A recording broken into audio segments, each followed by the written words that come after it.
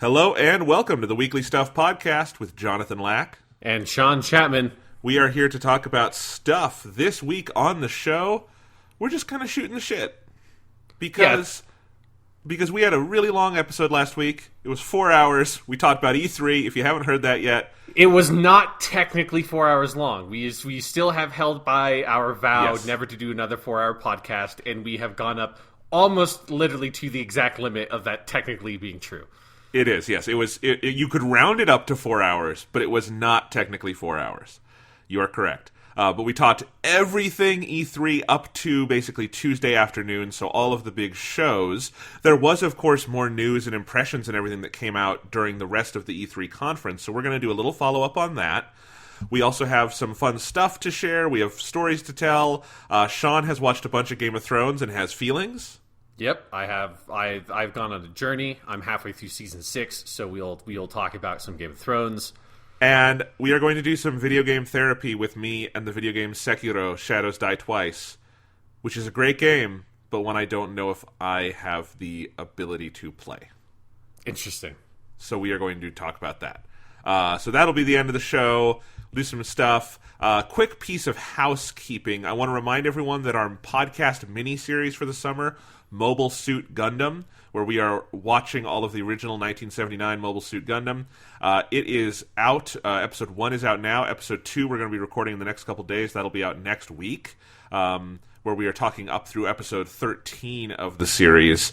And it's a lot of fun to record. It's a lot of fun to watch that show. I have found, Sean, I got to tell you, every episode of that show is such a 3-course meal of a piece of entertainment. I can't binge it. I have to watch an episode and then go do something else. So I'm watching it slower than anticipated, but for a good reason. It's I'll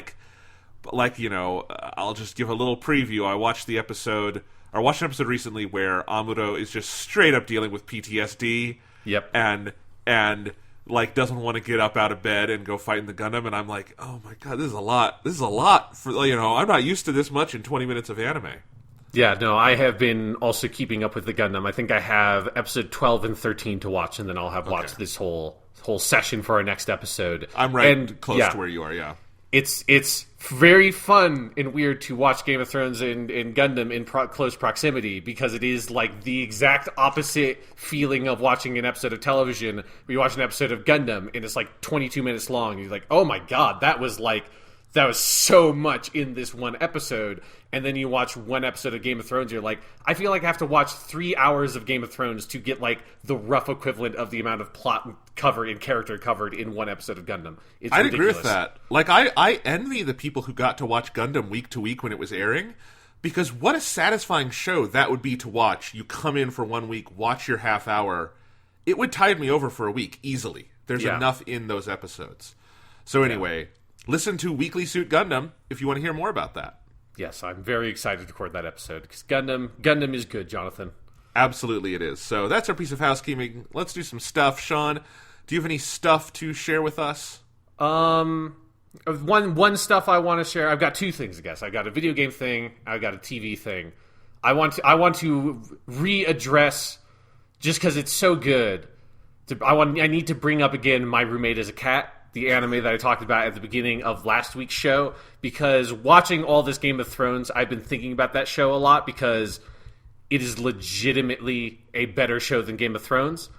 So if you have a Crunchyroll subscription, My Roommate is a Cat is a 12-episode anime. It aired the last season of anime season, so that means all the episodes are out, so you can just watch the whole thing.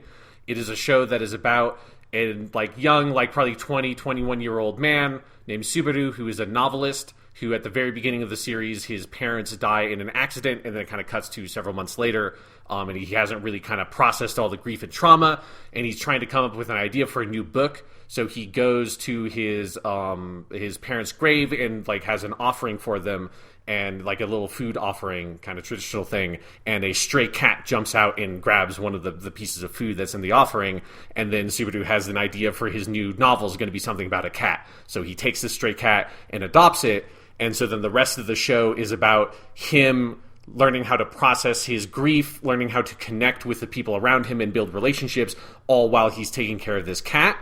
But the thing I realized I didn't talk about on last week's episode and why I needed to bring it up again is because that stuff is only what happens in the first half of an episode. Because each episode is a full self-contained story. The first half of the episode is Subaru's story and it's all his stuff. The second half of each episode are the events of that episode retold from the perspective of the cat, who has full narration. Oh my god! So you're like in the cat's head, and she has a voice actor. The cat's name is Haru, and so you see. And it's not just like they use the same animation or anything, because oftentimes the cat is doing her thing and Subaru's doing his thing and they intersect again. But you see like what happened in that same time span of the episode from the cat's perspective, and the cat is also learning all her life lessons because she was a stray, who was like the biggest cat in the litter and had all these brothers and sisters she was taking care of, but when Haru is found, she's found alone, and you kind of start finding out what happened to the other cats that are part of her family. So if you're a big cat person and you love cats and you like own cats and you like, that's not like, I like cats, but I'm not a huge cat person. If you are, this show will fuck you all the way up. Yeah. Because it's got some shit in it. My Roommate is Cat is very good. It's a very wholesome, fun show. That will make you feel a lot of strong emotions. That again, like with Mobile Suit Gundam, it manages to tell more of a story in 22 minutes than Game of Thrones occasionally managed to do in a whole season. So, My Roommate is a Cat is very good. I don't usually talk about a lot of the random anime I watch on this podcast, but I only bring it up when it's a show I really enjoyed. So I think people should check that one out. I will check the shit out of that. That sounds awesome. It sounds like the really good version, like good Japanese anime version of all those dog-based live-action movies we're getting in America right now, like A Dog's Journey and A Dog's Way Home. I feel like I see a trailer for some movie about a boy and his dog every time I go to the movies. And they usually look like they're probably pretty bad movies, but I'm such a dog person, the trailers kind of work on me. But they also tell you the whole story in the trailer, so like I don't need to go see the movie. It's great. Yeah, and the great thing about this being an anime is you can be 100% convinced that no animals were harmed in the production of the anime because it's all just animated. So they didn't have to put any peanut butter in that cat's mouth. Exactly. They didn't have to hurt a cat or anything. It's a totally fake cat. Yes. All right. Some animators might have been hurt from overtime, but we won't think about that. Yeah, that's a par bigger for the problem. course. The bigger problem that we can fix right now. All right. Awesome. I have a couple of stories I want to tell. I'll say you talked about a TV show, so I'm going to talk about a movie really quick. Okay.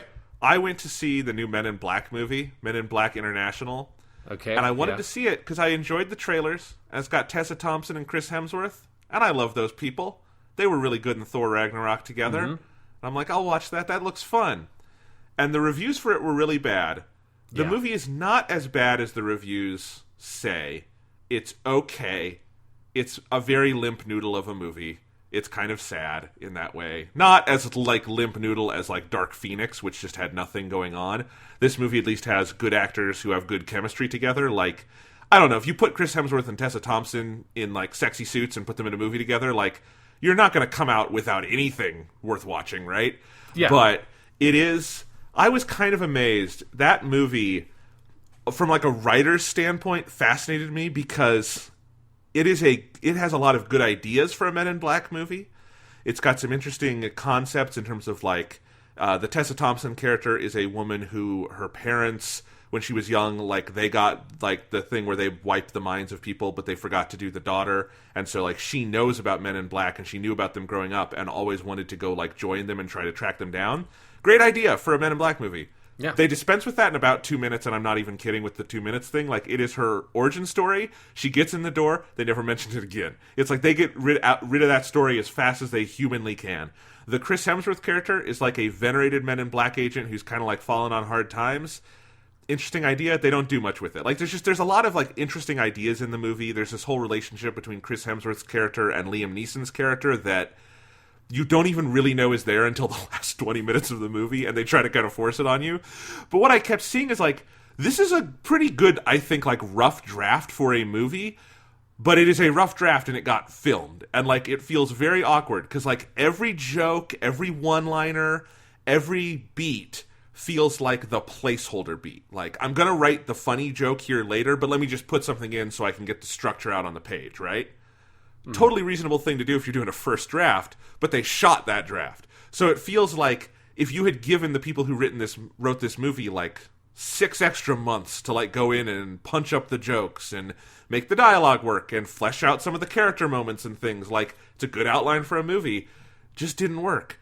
And it's kind of amazing to me because that's like most of the movies this summer have kind of been that way. We had John Wick 3 and Avengers Endgame, and they were good.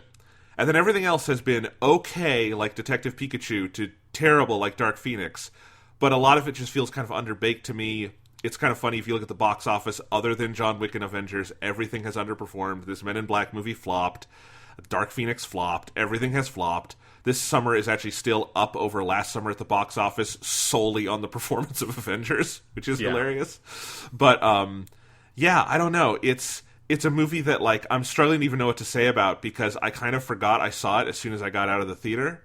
There was a part in the movie where I was just kind of bored. I walked out in the hallway and I could still hear the movie, but I was, like, on my phone answering texts from my brother because he's in Japan. We don't get to talk that much because we're, like, 16 hours apart. So I'm like, okay, they're doing something. I'm going to go out in the hall and talk, you know. Wow. So, yeah, it's, you know, it was an okay evening at the movies. I wish it had been better because... But that's how I've always felt about Men in Black. Like, the first movie's pretty good, but I've always wanted those movies to be better than they are because I think there's a bunch of great ideas in them. Yeah, I like the first one quite a bit. But other than that, like Men in Black just seems like a thing that Hollywood wanted to be a franchise. They bungled that idea so early that the fact that the fact that Men in Black 3 got made, I remember just being utterly fucking shocked that movie actually came out. I never saw it. Men in Black 3 is pretty good, I will say. Because it's got the whole thing where Josh Brolin is playing Tommy Lee Jones, and it's the time travel thing. Yeah, like, that's a fun idea, but it's... Yeah. Like, it being attached to Men in Black at all just made it like, I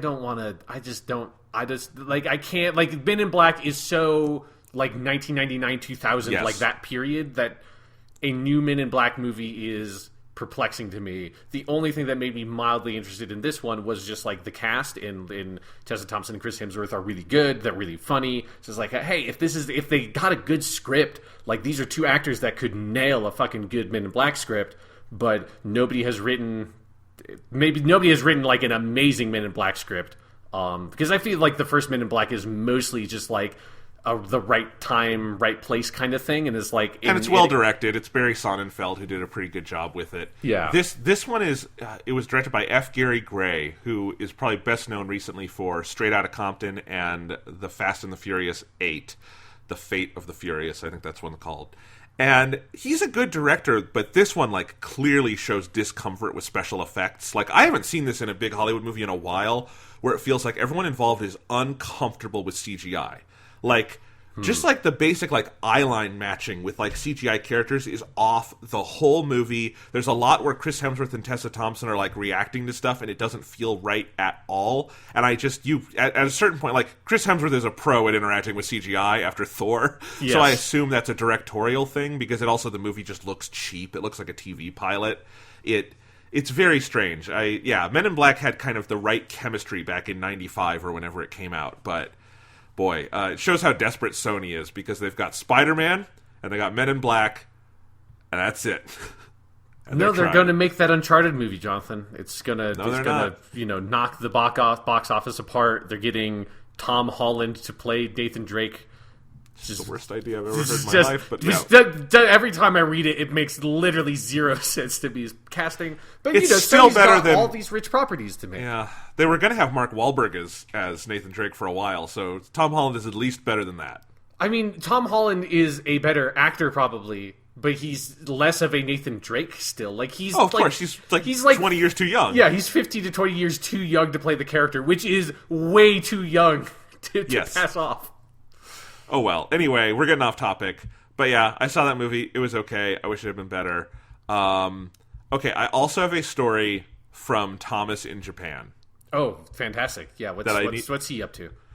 Well, he's teaching. He teaches English. And so he's at this kind of private school. and he teaches English at people of all ages. It's basically just an English immersion school, all right? Okay, yeah. And he told me a story yesterday, and I had to ask his permission to tell it on the podcast because I laughed so goddamn hard at this, Sean. So we'll see if I can get through this. But he's been telling me for a while how, like, where he notices racism in Japan. Mm-hmm. Like, you know, he went to Kyoto at one point, and everyone there was very cold to him, apparently, because they do not like foreigners in Kyoto, is what he said. Which, you know, we know that just from, like, just knowing Japan from the outside. It's a different kind of culture. I mean, yeah, it's so obviously Japan has a certain xenophobic quality to its culture. But, like, I would caution too much, because it might just be that they don't like Thomas. You know, like, Thomas is a nice guy, but, you know, like, not everyone's going to like him on first brush. So it's, that's they fair. Maybe just don't like Thomas. But this story is great because it doesn't really involve him at all. He was just in the room for it. Okay, good. He said there was an old man at his school who was very racist. And I said, oh, what does that mean, Thomas? Please tell me this story. He said, okay, well, there's this old guy who comes to the classes, and he's been doing it for a while, and they have these classes that are just called discussion groups, where they have people come in and they just get to practice there's like a topic for the day, and you talk, and there's a couple instructors in the room, but you just have a discussion in English, right? Mm-hmm. Yeah. And the discussion was about tourism in Japan. And the topic moved over to, at some point, that, like, there were some areas of Japan that some people in the room felt were too crowded with tourists. And, like, it was becoming a problem, just like there's too many people, there were some economic issues. Oh, so far, so good. Yeah, but then topics we're all familiar with. Like, yeah. Wherever you are, like, you know, there are too many tourists in some places, and it can be frustrating for the people that live there. Yes. I get it. But then the old man speaks up, and Thomas said, like, this guy, he's been doing this for a while, doesn't have the best English, so he has to be kind of very thoughtful about how he speaks, right? And he says the sentence, and this is what made Thomas want to tell me the story. He says this in English. He says, now, I don't want to be rude, but I think it's all the Chinese people. And that is the most Japanese way to be racist possible, right, Sean? Yeah. No, like, it's in my head, I'm imagining it's basically Japanese version of Clint Eastwood from Gran Torino. Yes. Like, it's just like that's just what's happening in my head. But yes, no, that is not a rare sort of thing. No. But I love the I don't want to be rude. Yeah. But it's all the Chinese people. And apparently there were two, like, younger women in the class who were like, oh, mister, you can't say that. And he's like, why? It's all the Chinese people. So I loved that story. See, you're picturing Japanese Clint Eastwood. I'm just picturing Beat Takeshi is in the classroom saying that. Because I mean, who is the Japanese Clint Eastwood if not Beat Takeshi? Or the other way around, who is the American Beat Takeshi if not Clint Eastwood? Clint Eastwood, exactly. So yes, that is Thomas's story, and made me laugh very hard. Fantastic. Well, you told a thing about Japan, so I will tell a thing about a game made in Japan. We do that a lot here. Yes, we do that a lot. So in the last week, I started this a little bit before E3. Then E3 happened. I was like, why did I start playing this game before E3? I should have just waited for E3 then played it after. So then after E3, I just marathoned and played all the way through Devil May Cry 4 Special Edition on the PS4, which is the re-release of that game with some new content on modern platforms to kind of resume my Devil May Cry stuff that I did way earlier in the year, where I played through 1, 2, and 3 a little bit before Sekiro came out. And then now I'm getting back to it with 4 because I also want to play 5. And Devil May Cry 4 is a really, really good game. If you're interested in playing through the Devil May Cry series, like, don't skip over 4 for whatever reason you think you might want to. I know it got slightly mixed reviews when it came out because it does this thing where you play through the first half of the game as Nero, who is a new character that is also in Devil May Cry 5, I know. And then you play through the second half of the game as Dante, the classic protagonist of the series. And I think some people didn't like that you had to wait to play Dante because they like Dante because Dante's fun. And then also, when you play through the game as Dante, it's kind of like a bigger version of the last 3 levels of the first Halo campaign, where you go back through the levels you played through before. Oh, interesting. But it's like they're slightly remixed and they're new enemies and stuff. So it's not just like you're playing the same levels again, but it is. If you're someone that really hates whenever video games reuse content like that, like Devil May Cry 4 does that. But that didn't bother me too much because so much of the game is about the gameplay. And specifically, what I found very ridiculous about Devil May Cry 4 is Dante is a... I've never seen this before in a game like this, where the way they designed Dante was they basically looked at how he played in Devil May Cry 3 and said, what if we just broke every single rule for a video game design and just said, fuck it, let's make the most ridiculous character ever? Because in Devil May Cry 3, Dante had 4 different styles that he could pick from that changed what the circle button did. And you would switch those styles at the shop or in between levels in like the mission select screen. And it would be stuff like the Trickster style, which makes circle button a dodge move, or the Swordmaster style, which makes it another melee attack button that does different kind of special melee moves. There's the Gunslinger style that gives you special ranged attacks on the circle button. And then there's the Royal Guard style, which makes the circle button a block and counter. So, like, cool thing in that game because you can really change up the way you play. And again, it all just changes what that one button does. And then additionally, Dante could switch between 2 different melee weapons seamlessly using the right trigger and 2 different ranged weapons seamlessly using the left trigger, which the game expects you to sort of switch between weapons on the fly in the middle of combos, and that's kind of how the game's combat is constructed, why it's so much fun. So Devil May Cry 4, Dante basically plays like that, only they said instead of picking at checkpoints or whatever what the circle button does with these styles, what if we just made all 4 of them available simultaneously to the player and they're just selectable on the D-pad? And also, what if instead of having 2 toggleable weapons on the triggers, what if we made it 3? And so basically what you end up having is a character who at any given moment the circle button can do extremely vastly different things, and you are toggling between 3 different melee weapons that all have completely different movesets, and 3 different ranged weapons that all have completely different applications.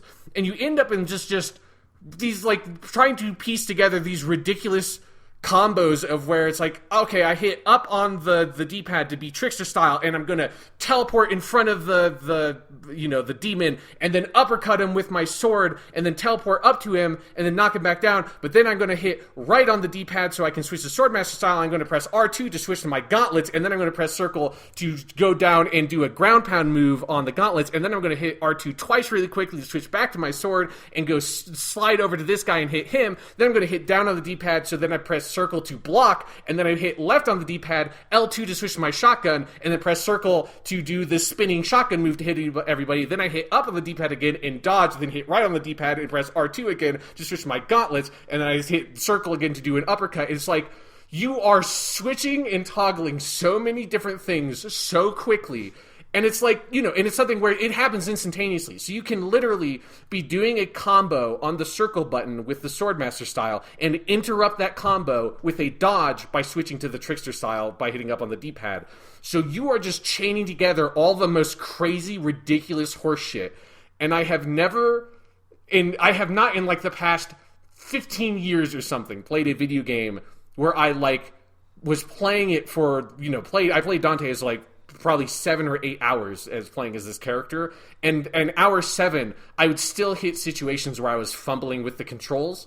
I'm someone who's played video games my entire life. I played a lot of character action games. I consider myself fairly adept at playing video games. Even Red Dead Redemption 2, which a lot of people had issues with the controls, I was fine with it past the first hour. I got it. Devil May Cry 4, I was in the middle of a flustered thing where it's oh god, what weapon do I have on? What the fuck does the circle button even do? Am I dodging? Am I doing an attack? What is even happening? And it's so just invigorating to have a really seasoned, skilled development team just look at their combat thing and say, what if we just fucked all this shit up in the best way possible? This is not a criticism. It's so much fun. And it works so well because you play the first half of the character as Nero, or the game as Nero, who is a much more normal kind of action character, and he's very fun to play as, but he's much more constrained. And then you play as Dante, and it's just they just take all the fucking the kid gloves come off, everything comes off, and the game's just fuck it, just go buck fucking wild with this shit, and it's so much fun. That sounds like a great structure. It sounds like they spend the first half of the game sobering you up and calming you down, so that when they decide to just get you fucking drunk on power, you're gonna feel the impact of it. Yes, no, because that is definitely what it feels like. Because they do this great thing where all the points, like the upgrade points you accumulate as Nero, transfer over to Dante. So that means you just basically, as soon as you get to play as Dante, you can unlock almost everything for him immediately if you've been playing well, and getting a lot of those like souls or whatever they're called that you would like brave souls. I think they're called. There's their unlock currency. So you immediately start playing as Dante, and it's just like, oh my god! Like I went from having like a dozen or so different cool looking combos I knew as Nero to there's like there must be people still discovering whack ass shit you can do with Dante and Devil May Cry 4. Like there's just, it seems like it's a character that has infinite possibilities. And what makes me very excited is I remember when DMC 5 came out earlier this year, there were a lot of people on Twitter who are big fans of the franchise saying that they think Dante in DMC 5 is the best character they've ever seen in a character action game to date. And so if this is what DMC 4 Dante is like, I can only imagine what the next game is. Because, like, the progression, if you skip 2, because 2 is a weird one, if you go from Devil May Cry 1, 3, 4, the jump up in complexity for Dante is, like, exponential. So the idea of, fuck it, there's another one. Like, I'm probably going to take a little bit of a break and do something else before I do Devil May Cry 5, because I feel like I don't want to just kind of burn myself out on it. But holy shit, that game is ridiculous, and it's so much fun. Nice. That sounds awesome. And I'm very excited to hear your thoughts on 5. Yeah. Now that you've played 1 through 4. Because if people haven't been following, 5 is the new one that came out in, like, March. Yes. So, yeah. That sounds awesome. Yes, yeah. It's very good. I've been playing some games, but we'll talk about that later. Last thing I did want to mention is I got into looking more into the Nintendo Switch online voucher system this week. And I wanted to update people on that because we reported on that as news a couple weeks ago when Nintendo announced this. Mm-hmm. If you don't remember, it's for the Nintendo Switch, if you are an online member, so that's like their version of PlayStation Plus or Xbox Live Gold, where you pay and you can have online privileges, you can now buy this thing in the eShop. It's $99, and it's called Nintendo Switch Online Game Voucher or something like that. But it gives you 2 vouchers that you can redeem for a select $60 game. So you pay $100 for $120 worth of games, right? Yes. And we were kind of like, that sounds kind of weird at first, because it sounds like kind of a weird Nintendo finicky way to get a discount on games, right? Yeah. But I've been looking into it more because now, like, they've really started announcing all the games that are supported by it. And it's really impressive because it's every first-party Nintendo game that's coming out, so everything that has been announced through the end of the year, all the way up to Pokemon Sword and Shield, are available with that. So Mario Maker 2, Fire Emblem Three Houses, Link's Awakening, Pokemon Sword and Shield. I think that's most of the big main party Nintendo ones. But they've also got a surprising amount of third-party support, like from Square Enix. Dragon Quest XI is going to be on it, and Dragon Quest Builders 2. And there were some others as well that I was noticing. Just they've got a lot. Astral Chain by Platinum Games is on there. Anything that's an exclusive. Marvel Ultimate Alliance 3 is on there. Cool. So I was very impressed by this. It's a lot of stuff. And I decided to do one of these because I had some trade credit. And then Newegg had a 10% off sale on Nintendo eShop credit. So I wound up getting the $99 vouchers for $70 of my own money, which is a pretty good deal because then you're getting 2 full-price games for $35 a piece digitally, which is really rare. And I redeemed one already for Mario Maker 2, so that's preloaded on my Switch when that comes out. And I'm probably going to redeem the other one for Fire Emblem when that comes out. But I just wanted to point people towards that because it's really, really incredibly rare that you get a discount digitally on new games, right? Mm-hmm. Yeah. Brand new. I mean, like, you know, a couple months after release, you might get something. Like, I bought Sekiro on the PlayStation Store for $45, but that game's been out 3 or 4 months, right? Yeah, same. I got Resident Evil 2 is on sale right now. The Resident Evil 2 remake on PlayStation for like $35 or something. I just picked that up to play later. Yeah. But there was nowhere where you would get Resident Evil 2 for a discount digitally the day it came out, right? Yeah, no. And so this is a new thing Nintendo is experimenting with, and honestly, like, that's great savings because that means that the Nintendo Switch Online membership has already paid for itself because the membership is $20. I saved $20 on this. So that's pretty nice already. And if I do more, like, if you buy Nintendo Switch games regularly, most of the big full-price releases are on this program. You do have to pay up front, the $99, but then it's just there and it sits in your account. They do expire after a year, which is kind of weird, although also I can't imagine you would pay the $99 and then not use it for a year. Yeah, somehow you just completely forgot that you spent $100. Right, exactly. But I just like, it is a little finicky, it's a little odd, but also Sony does not have anything like this for a discount on new $60 digital games. And Microsoft doesn't, although they have Game Pass where their first-party games go in on day one, which is nice. So, games are expensive. This is a nice program. If you are a Nintendo Switch Online member, and you're going to buy at least 2 games that are on the list, there's kind of no reason not to do it. When you go into the eShop, it's very easy to do. You just buy it, and then if you go to buy a game that has the voucher thing with it, it just asks, do you want to use a voucher for this? And you're good. So, I was kind of impressed. It is a decent savings, especially now that we're in a world where a couple years ago, everybody had those programs where for new physical games, you could get 20% off. Amazon did it. Best Buy did it. Those are all done now. My Best Buy one is expiring in August, and so I've pre-ordered games out through May of next year to make sure I get my discount. But since that's going away, I like that someone is doing that on digital games, because again, games are expensive, especially if you buy a lot of them like we do, and that's nice. And I just wanted to give that an endorsement, because I'm like, hey, I like saving money, and I do buy a lot of Switch games. That's nice. Cool. Yeah. I did my count last night because I was kind of shocked by this. I have 70 games on my Switch. Good Lord. Which I think is more than I own on any other platform right now. With PlayStation, it's weird because you have PlayStation Plus. Yeah. So I have 200 games there, but I don't own them or anything. But yeah, anyway. Let's go ahead and move on. Sean, do you want to do some news? Yeah, what's going on in the news, Jonathan? Not a ton in the world of video games that's non-E3, but I really just, this is very freeform. I wanted to ask Sean, what not post E3, but proper E3, the show itself. There were a lot of journalists there. We heard a lot of stories. What struck you? What kinds of things do you want to follow up on from our conversations in last week's gargantuan show? Yeah, so the number one thing I would just want to say up top is I want to point people to Giant Bomb's E3 night shows that they do every year, which to me is the hands down best E3 coverage there is, because it's both very entertaining and it's very informative. So Giant Bomb, the website about video games, they do these live streams every evening, so they have 3 of them on the days that the trade show runs, where they interview different devs. Sometimes there are other game journalists on, that kind of stuff, different personalities.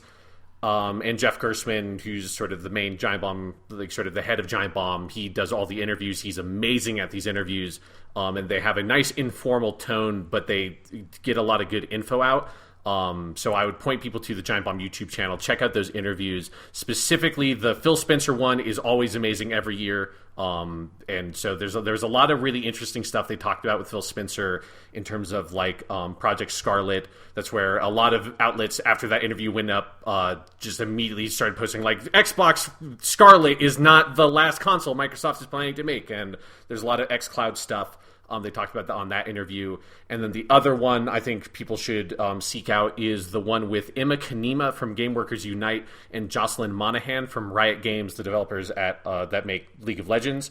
Though that interview is also really good, because that is, if you're someone that hears us talk about video game unionization and developers should unionize and all that kind of stuff, but don't know the ins and outs of that kind of conversation or what you can do to contribute, that interview covers all that material from hey, I've never heard of unions before, they answer that question and that kind of stuff. And that's a really cool interview. And if you're interested, there's a lot of stuff at Game Workers Unite is an organization that's kind of spearheading that movement to try to get different developers to organize and unionize and that kind of stuff. So those are 2 things I want to definitely point people to. Check those out for more detail for what's going on with video games at E3. The Giant Bomb stuff is always the stuff that I think is the best. Except for the Weekly Stuff podcast. Except for the Weekly Stuff podcast. No, I'm kidding. Yes.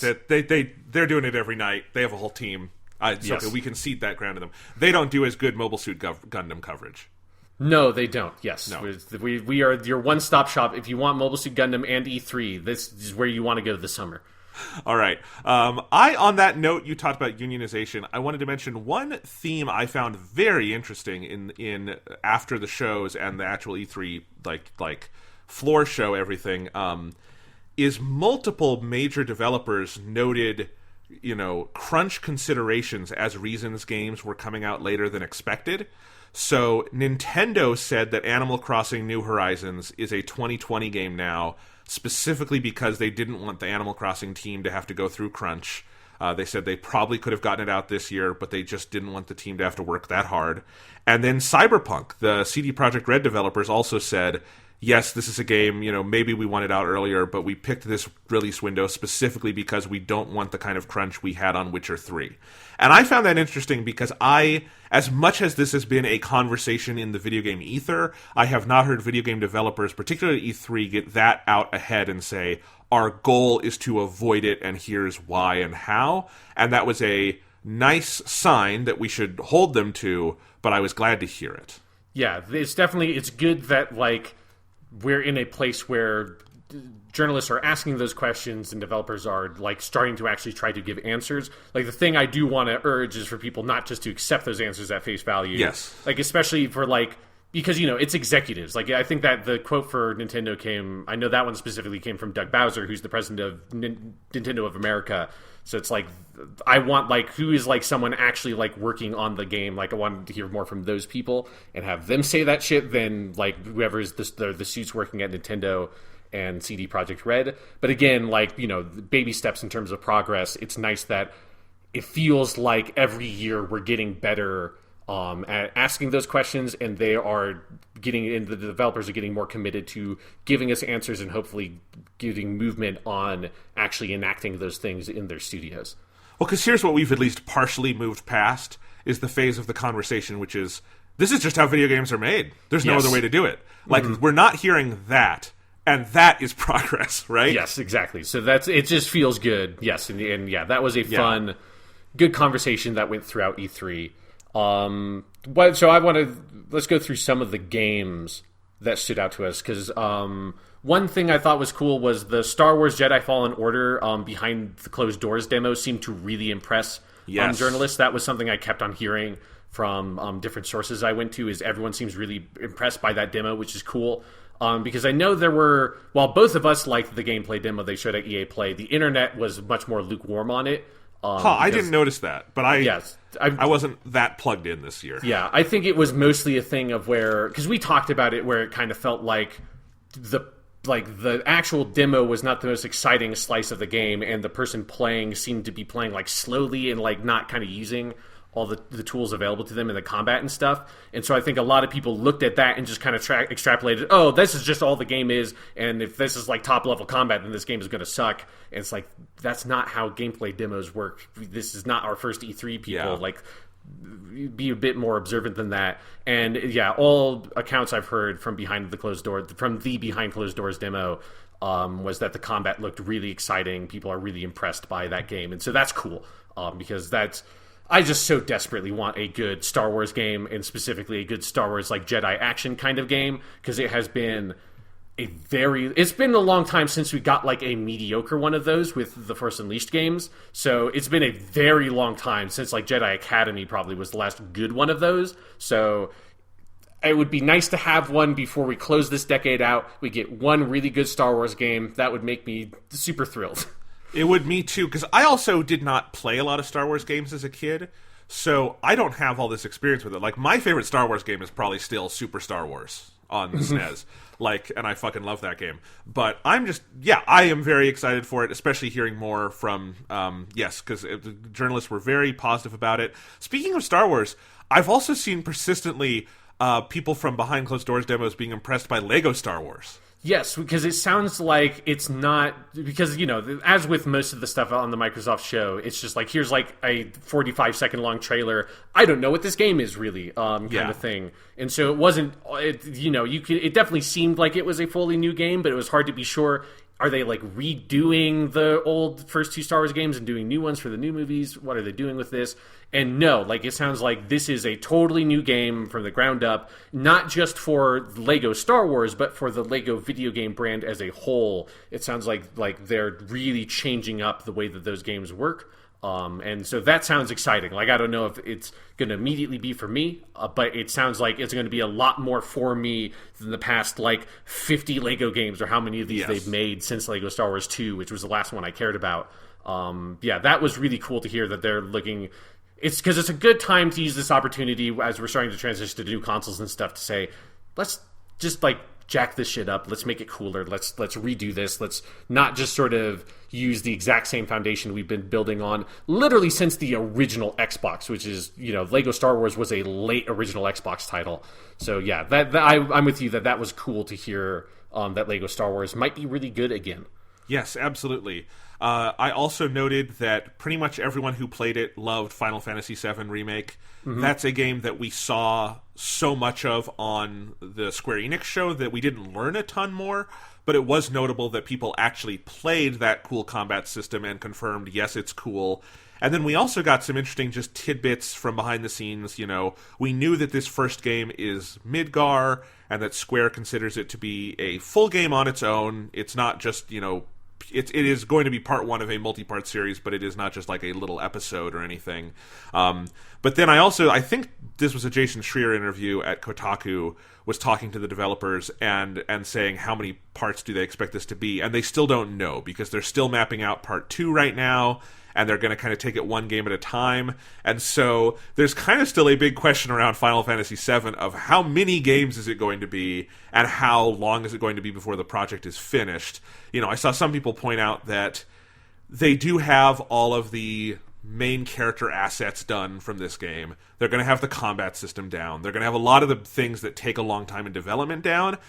But I'd also point out that they don't go back to Midgar in Final Fantasy VII. Like, when you're out of Midgar, it's a whole big world with all sorts of crazy things, and like I think the task of the remake only gets harder once you get out of Midgard, and I am very curious to see how long it's going to take them to make these subsequent games.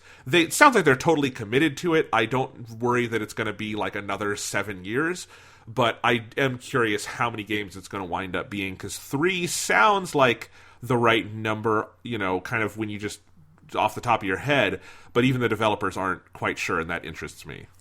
Yeah, no, it is like it's funny that, you know, Final Fantasy VII Remake seemed like it was something that was so far off, and then now all of a sudden it's something that's very near in the future, and yet it is still very mysterious.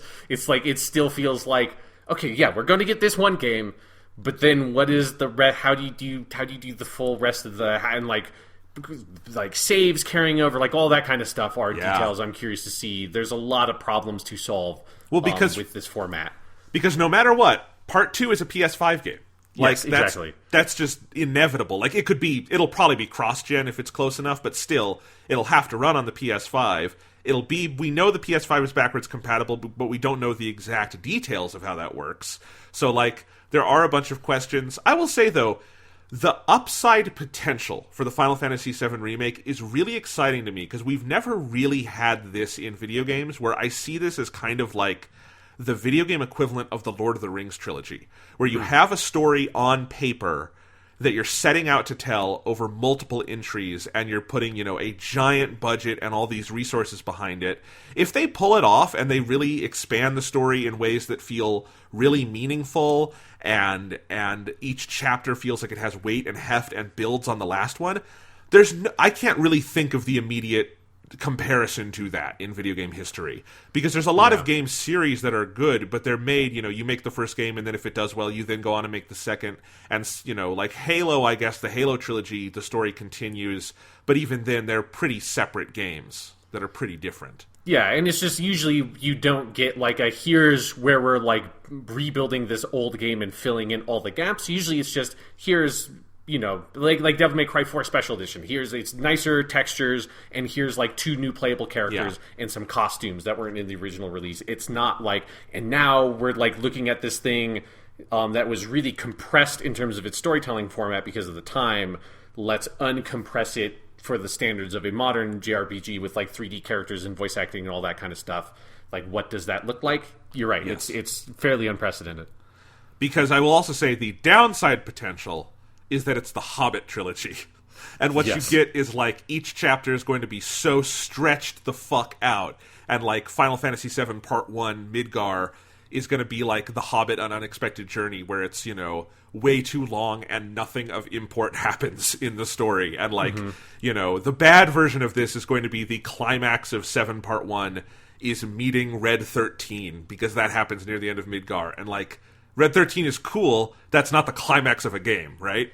Yes, And and so- it is definitely a lot of those questions of, do they restructure things about the plot to make it, like, to make those episodes more clean and more exciting, that kind of stuff. Yeah, there's a lot of problems to solve with Final Fantasy Remake in terms of structure, but it seems like they've solved a lot of the problems in terms of, like, the moment-to-moment gameplay in a way that people are very excited about. And again, the unknowns of it are really exciting to me. Yes. And in a way that I am very excited to see how it turns out. So, Yeah, and it gives Square Enix a long time that they can spend figuring out what the fuck does Final Fantasy 16 look like. yes. Because I don't think they have, after Tabata left sort of unceremoniously last year, I don't think they have any idea what the fuck they're going to do with Final Fantasy in the future. So remaking an old one seems to be a good strategy for biding their time. I think they should just go ahead and rename Final Fantasy VII Remake Final Fantasy 16 and just let the series kind of implode upon itself. Yeah, then you Final Fantasy 17 is just Final Fantasy 8, and it's just you start the cycle again. Yes. All right. What else, Sean? Some stuff I was excited about from Bethesda. It seems like people, while Wolfenstein Youngblood got kind of a weird showing on their conference for something that's out so soon, everybody that played it seemed to really like it and liked the story. They liked the tone. It sounds like they some changes they made to the gameplay sounded cool. So I'm really excited for that now, hearing that people have played it and it's like, okay, it's good. It's not something that they're trying to just sweep under the rug or something. So that's coming out soon. More importantly is Doom Eternal. Everybody that played Doom Eternal is just completely in love with it, and that to me is the game of the show in terms of what I want to play and I'm most excited about and know is going to be good. Like, there's no world in which this game is bad to me. And that's another one where the Giant Bomb guys had the creative director for the game, Hugo Martin, on one of their live streams, and that was a very good interview. And, like, it was fun to see that guy, Hugo Martin. If you saw the No Clip documentary that they made about Doom, he was in a lot of that. And that is a guy that, like, 100% knows his game and what game he's making and what he wants it to be, like, top down. So there's, like, no person on the planet that is more insightful about what is good about Doom 2016 and, by extension, Doom 2 or Doom Eternal than that guy. So it's so much fun to hear him talk about the game and how excited he is about it and all the cool shit, like the way they've changed it up where they've added in more different layers of that kind of resource mechanic where I think you could see in the gameplay demo where he has a, like, shoulder-mounted flamethrower thing that can set people on fire or demons on fire. And if you set demons on fire and you then kill them, they drop armor pickups that you then can pick up to get your armor back. So if they're, like, adding more layers to that resource game that Doom 2016 had of... In Doom 2016, it was just, if you glory kill a demon with that, like, special melee execution, they give you more health, which was, like, the key mechanic that put that whole game together. And then also you had the chainsaw, which would give you more ammo back. And they're adding in more different kinds of mechanics to make that more specific, so that you're constantly kind of, like, chewing through these different resources while you're moving through a combat encounter and trying to figure out, like, how am I going to survive this? Like, what do I need to do next to get what I need so that I can kill more demons even better? The other thing he said on Giant Bomb, which I think this is the only place where this has come out, was they talked a little bit about the verticality and some of that platforming stuff and the levels being more elaborate, but they also talked about how they're changing up some of the secrets. And one thing that sounded really cool is they've added a new different category of secret for Doom Eternal, which are these, like, special hidden demon encounters that you have, like, these different pips you're filling up. And I like the way that Hugo Martin described it as, like, you're basically, one way you think of it is the Doomslayer is an exterminator for demons. And so you want to kill every single demon in the level. So we've hidden in extra little, like, hidden challenge bonus, like, combat rooms that will be on your map, and you can go seek them out, and you have to do some tricks to go find them. And then once you find them, instead of it just being a little Doom doll or whatever, instead it's like, here's this like big crazy fight you get to have. And then once you finish that, you get resources that you can use to upgrade your guns and armor and stuff. So that sounded like them talking about how they're expanding out that kind of player progression in the hidden secrets on the map. Reminded me how good that part of Doom 2016 was also. So like it just reminded me of all the areas that Doom Eternal has to improve on the original, and I'm just super fucking excited for that game. Me too. I like what you said about Hugh Martin being like so confident about what the game he's making is, because I don't know if I've ever played a game that knew and loved what it was more than Doom 2016 knew and loved what it was. And everything you just said makes me more excited for Doom Eternal, because it sounds like they are going to make it even better. I like the whole thing with like getting armor back, because the way that game rewards aggression is so fascinating to me and so invigorating and fun.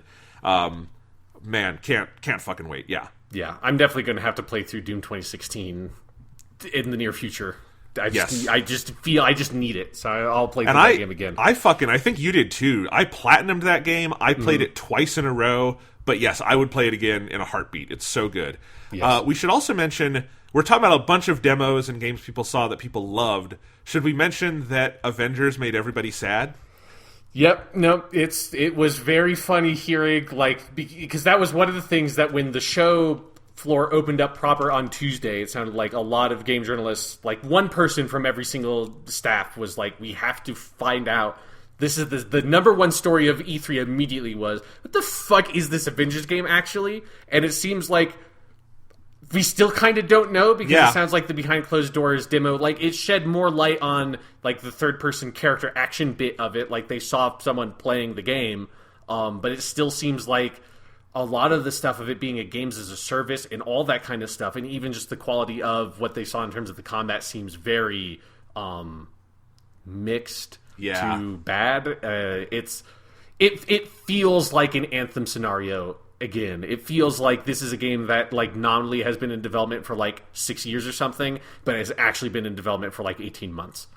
Yes, and with the added awkwardness of Anthem was not based on a movie franchise where they couldn't use the exact likenesses of the famous actors, but they decided to hew as close as humanly possible without infringing on that, which is still the weirdest creative decision I've ever heard of. And it sounds like all the journalists who got to play the game were not swayed by actually seeing it in motion, you know? Like, they were all like, yeah, this looks creepy. That looks like Chris Hemsworth's, you know, unsuccessful brother. And I don't mean Liam, I'm sorry, I'm not trying to be mean to Liam. But, like, the other brother you haven't heard of, who, like, does porn in Australia, you know? Yeah. And, like, he's Thor. Yeah, so, I don't know. I feel bad, like, ragging on that game so much, but, like, it looks bad. So yeah, it's one of the worst showings of, like, a highly anticipated game at E3 in, like, recent memory. Like, it's just... It's very weird, and it's like upsetting in some ways, like how bad that game has kind of come out. Yeah. Especially because like the new Marvel Games initiative after Spider-Man on PS4 seemed so promising. Yeah. But I feel like in retrospect, that's more of a Sony is really good at like getting good results out of first parties. Yeah. And their games. And Insomniac is a brilliant developer at that kind of thing, you know? Like, and Crystal Dynamics is a really talented developer, no doubt about that. But, like, I feel like without the hand of a Sony or someone who, like, will give the space and time and money to really let it be what it needs to be, who knows with that game. I mean, if you want to talk about a publisher that has, like, in recent memory, mishandled a lot of big projects, especially from their Western side, it's Square Enix. So, yeah, that's upsetting. Like, one thing I just remembered, a detail that came out at E3 that was very confusing, and this is what I mean, if like it still feels like we don't really know what that game is apparently not everything in the game is playable co-op. So it sounds like there's like a narrative single player campaign, and then maybe after you finish that campaign is then when you unlock the games as a servicey component of it, where you get to play as whatever hero you want and go on co-op style missions. But it just sounded so just like,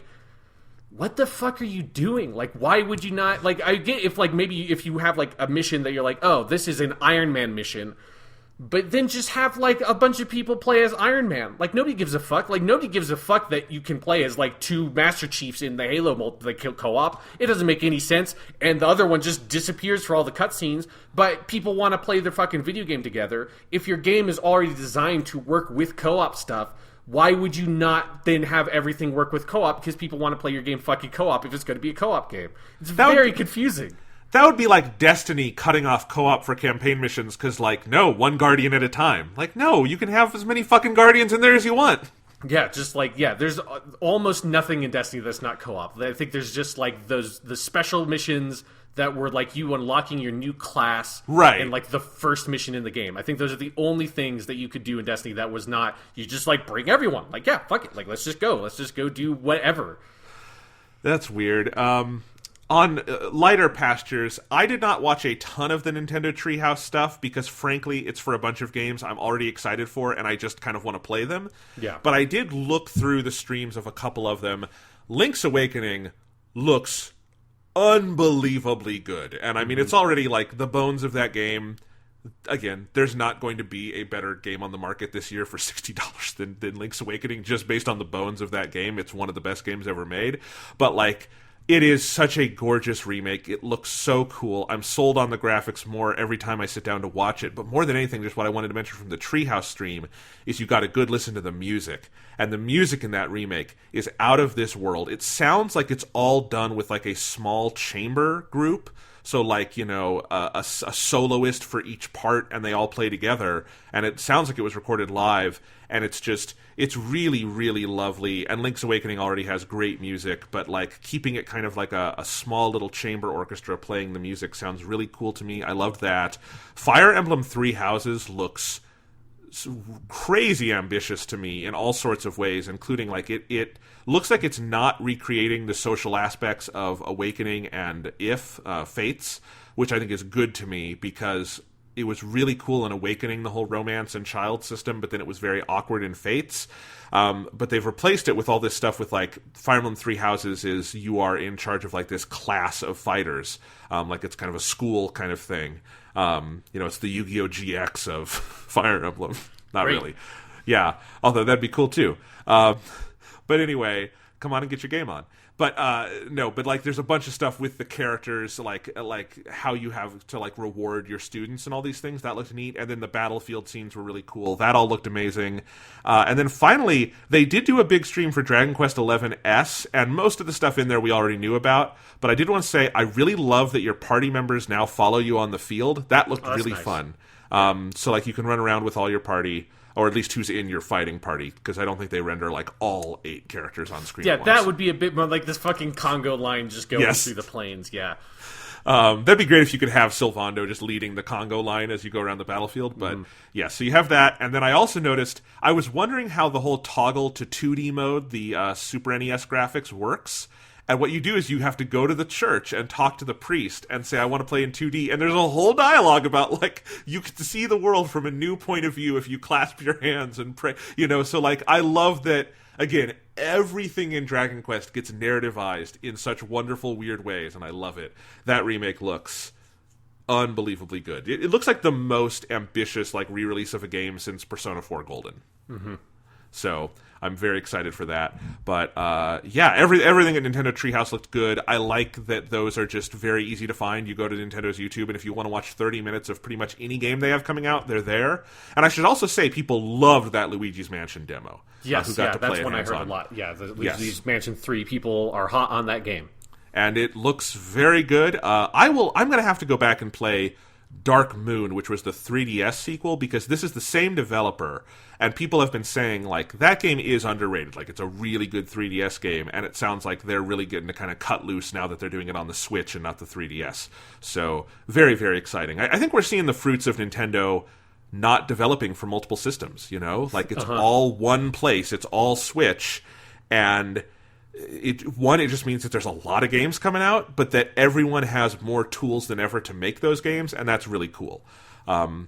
So yeah, you've got all these games, and then on top of that, Mario Maker 2 is in 2 weeks. That looks great. And I should also say the game Cadence of Hyrule, which is the Crypt of the Necrodancer game for Zelda, that came out this week. I got it. I've only played about half an hour. It is super cool, and I can't wait to play more of it. I've just been doing other things, so I will definitely talk about that more on the show next week. But it is getting rave reviews as well, and I really like Nintendo's. Like every year, Nintendo drops something the week of E3 for everybody to play, and it seems like a pretty successful strategy because it gets a lot of hype. But yes, I'm excited to play more of that. So that's all the Nintendo stuff I saw. Cool. I did see there seems to be a lot of chatter about the Pokemon stuff where because their news came out this week. There's a couple of things. I think the main thing was that not every Pokemon is going to be in Pokemon Sword and Shield. It's going to be a select number of the Pokemon available, and that's sort of like I think it's particularly stuck out to people because they just had that Pokemon Home announcement thing on that Direct, which was, hey, here's this big like cloud bank or whatever. You can put all your Pokemon in it. It's like, the link cable of the future. It's putting it in the cloud, and you can transfer your Pokemon to new games. But yes, not all 5 billion or whatever it is Pokemon are going to be in the next one. Because that's the thing. One, I don't think every Pokemon has been in the recent games. Because they announced with Sword and Shield, they are over 1,000 Pokemon. God. And Sword and Shield is the most ambitious, like, 3D HD Pokemon game. Are you going to go do the work to model all 1,000 Pokemon? Like, that's... Because people are really up in arms about it, but, like... Of course not. I didn't expect every Pokemon to be in it. So, like, it didn't make me angry at all. I kind of get it, I guess, but also, like, I did not expect this game to have over 1,000 Pokemon. Like, you've seen the trailers. They're very detailed animations on the Pokemon this time around. And it's the difficulty with Pokemon where each game you have better graphics and more you can do with the Pokemon, but you also have more Pokemon than ever before. What do you do? And... it's going to be tough. It's going to be a trade-off. I think probably picking the best Pokemon from each generation and putting them in there is the best thing. Because, like, what I want more than anything is cool new Pokemon, which it looks like this game has a lot of. There's a lot of the new Pokemon they've shown off look really cool. So, yeah, I get why people are upset, I guess, but also... just the realities of video game development, that would be a lot of work to do over 1,000 Pokemon in this thing. No, yeah, I'm totally with you in terms of, like, I just feel like I almost feel like they should probably be more, they need, at some point, they're going to have to be really aggressive and just say, fuck it. Like, they're going to have to cut a bunch of Pokemon at some point from new games, just so that, like, they can push it forward and do new things, because that's one of the things that makes it... Because it's not just like, oh, here's all the animation work and all the modeling work, because then it's like, and then there's going to be all the balancing for all the weirdos that like the competitive Pokemon stuff, and like there's all the types and movesets, and yeah, there's all kinds of things that, so like, if they ever wanted to, heaven forbid, make some sort of bold, ridiculous choice, like giving Pokemon 5 whole moves instead of 4 whole moves, if you have to support 1,000 Pokemon, that is a change that is absurd in terms of the enormity of what you need to account for something like that. And yeah, like, honestly, it's the thing that I would have wanted for their first like HD, like, on a console Pokemon game would be like, let's make the hard cuts, let's like really kind of do a soft relaunch of Pokemon or something. Would have personally gotten, as someone who a lapsed Pokemon fan, would have gotten me more interested in it. And hearing them say like, we're still, like, yeah, we need to cut some of the Pokemon, guys. Like, I don't know if Zigzagoon might be in the game. I'm just saying, do you really want a fucking Zigzagoon? No. Is anyone out here excited to catch a Zigzagoon in Pokemon Sword and Shield? No, because they fucking suck. Get rid of it. And also, like, guys, they're not coming to your house and taking your copy of Pokemon Black or whatever you love and, like, destroying it. You can still go play with those other Pokemon in other Pokemon games. Like, it is a 20-year-plus franchise now across Game Boy, Game Boy Color, Game Boy Advance, Nintendo DS, Nintendo 3DS, and Nintendo Switch. 6 platforms. You can't humanly do Pokemon from platform in the 90s to platform in the 2020s and, like, have that work, right? Like, there's got to be a cutoff. I get it, but also... Because they've also said it's still going to be one of the biggest Pokedexes they've ever had in a Pokemon game. It's just not 1,000 Pokemon in the Pokemon game. So, and who knows, they could do DLC at some point. They could add some in, I guess, if they really feel like fans would want it. But I guess I would ask this. If they put out the DLC where they added in like the 500 missing Pokemon, would you really go catch them all? Would you really? I mean, because they're doing the work. You have to promise to do it. Presumably, you wouldn't even be able to catch them. It would just because, you're not going to fill an area with the dregs of the Pokemon that nobody wants. Here's the ice cream one. Here's Zigzagoon. Here's the one that looks like some keys. Here's the one that's literal garbage. Here's all the Pokemon nobody wants. Here's Jinx. Here's Actually, no. Now all of a sudden, I'm convincing myself on the Pokemon DLC that's the Island of Misfit Pokemon. Where you go and this is just all the Pokemon that nobody wants anymore, and that's the only Pokemon you can catch. You go in someone's basement, and it's all the different Rattata knockoffs. Yes, it's just so... Yeah, so there's something funny about that idea that makes me actually want them to do it. But no, it would just be a thing of now I have I'm a Pokemon super mega fan that has level 99 of literally every fucking Pokemon in my Pokemon home, so I could technically have it in my level 99 Zigzagoon in Sword and Shield. And I feel now that I'm thinking about it, maybe the reason why they did that Pokemon home thing was just so they can be you have that Pokemon. It's fine. You have your shit fucking Z tier level Pokemon nobody likes. Because, even people who love Pokemon know there's a couple hundred Pokemon that nobody gives a shit about at this point. There's, you can have it. It's in your Pokemon home. You caught that thing. It's up there. You have your universal Pokedex that encompasses all these Pokemon games. Please don't make us have to, animate fucking Jinx using Hyper Beam or some horse shit in our new game. We just don't want to do that. Other stuff that they didn't want to do, apparently they heard the news and that Mega Evolutions in Z moves were lame. They heard what I was saying, so they cut those from the new game. So those no Mega Evolutions because they're dumb. The Z moves are very dumb, and I will agree on that. I do like the Mega Evolutions, but they're in Let's Go, so I'm fine with that. Any other Pokemon?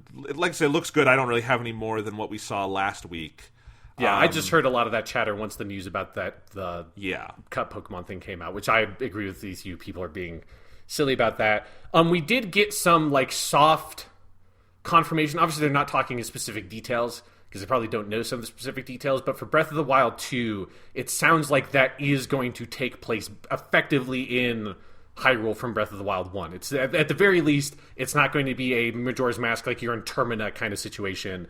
Obviously, they're going to add things and change things in that map, but it will be that map, which is something that we were asking after that trailer. That is, I looked at the interview with Aonuma several times. It's not that firm in what he says. Mm-hmm. It's not that cut and dry. I should look it up. Let me look it up because I think that is probably the safe assumption that the base of this game is the existing Hyrule. But he said something more to the effect of I wanted to go back to that world. But all I'm saying is that could mean a lot of different things. I agree. It's probably not going to be an entirely new Breath of the Wild map, but I just would be careful. People are writing a lot of news stories out of a very small quote. Here's what he said. He said he wanted to revisit this Hyrule again for the Breath of the Wild sequel. That quote, I don't think that's enough to draw as firm a conclusion on as lots of people are saying. Is that a fair thing to say, Sean? Sure. I would still hedge my bet that does mean that sure. Literal that physical space. But people are treating it like Nintendo has confirmed this, and that is not at all what has happened. Yes, we should probably put it somewhere next to the bucket of people are also looking at I think you are also one of these people, Jonathan, looked at that one interview on Kotaku with the Zelda thing and are like, oh, that looks like you're probably going to be able to do some Zelda stuff. You're not. No, that's not happening. We don't know that. That sounded like he just couldn't say it. But anyway, that's a Japanese thing though of they're sure. Either way they're not going to say it. But come on, people remember when the Breath of the Wild trailer, the original one, came out, and people were like, "Yo, can you play as a girl Link? That's a Link with longer hair. Can you play as a girl Link?" And then they're like, "Yeah," and then it's the game comes out, it's like, "No, of course you fucking can't." Fair enough. Here's his full quote. This was speaking to Game Informer. One of the reasons we wanted to create a continuation was because I wanted to revisit that Hyrule again and use that world again while incorporating new gameplay and new story. So, okay, the phrase "use that world again," fairly clear, but again, like, it could mean a lot of different things. Like, I really want to hear... I really want to... I wish they just would put, like, the Japanese text in those kinds of interviews. Yeah. Just so, like, I could look at, like, what are the actual words he's saying, because in Japanese it probably would be slightly more clear whether he's talking about, like, the story setting of quote-unquote world, yes, or he's talking about the physical geography world, because those are... In English, we use both of the same words for that. In Japanese, you don't quite. So, yeah. I mean, I'll just say they've been working on this game for a couple of years now, since the end of 2017 when they finished up DLC. They've got at least another year of development. You know, I think people, like, it's not just going to be you're dropped into the exact same map and everything's in the same place and you go play. Like, I think there'll be a lot. He even said, like, he does think of it as somewhat Majora's Mask-esque. He says it's going to be darker, kind of in the way Majora's Mask is darker. He did make a joke about how you will not need an expansion pack for this one, because Majora's Mask on N64, remember you had to use the expansion pack? Oh my god, they should release a version of this game on the Wii U that comes with an expansion pack for the Wii U. They should just do that. I have already seen some people, though, joking that we need to petition them to put it on Wii U so that hackers can get it online with the Wii U emulator, because Breath of the Wild 1, a lot of people play on PC at like 4K 60 FPS based on the Wii U emulator, and a lot of people are snobs and don't want to have to go back down to 30 FPS. So, you know, I get it. I played Breath of the Wild on the Wii U. It didn't run super great. I get it.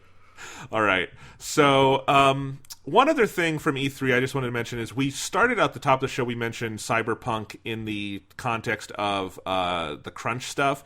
There was also a very unfortunate controversy this week where they in one of the pictures they released from Cyberpunk, people noticed there was a fake advertisement on a poster in the back of like one of the areas of Cyberpunk that showed a woman, a female presenting person with a very large phallus, so some kind of trans person that they have illustrated, with the line on the ad copy was like "switch it up" or something like that, and obviously sounded fairly insensitive to the trans community. And I think part of why this raised red flags is that whoever the fuck runs GOG's Twitter account, which GOG is run by CD Projekt Red, really loves making terrible transphobic jokes, and they have done it and then apologized and done it and then apologized several times, and it's really fucked up.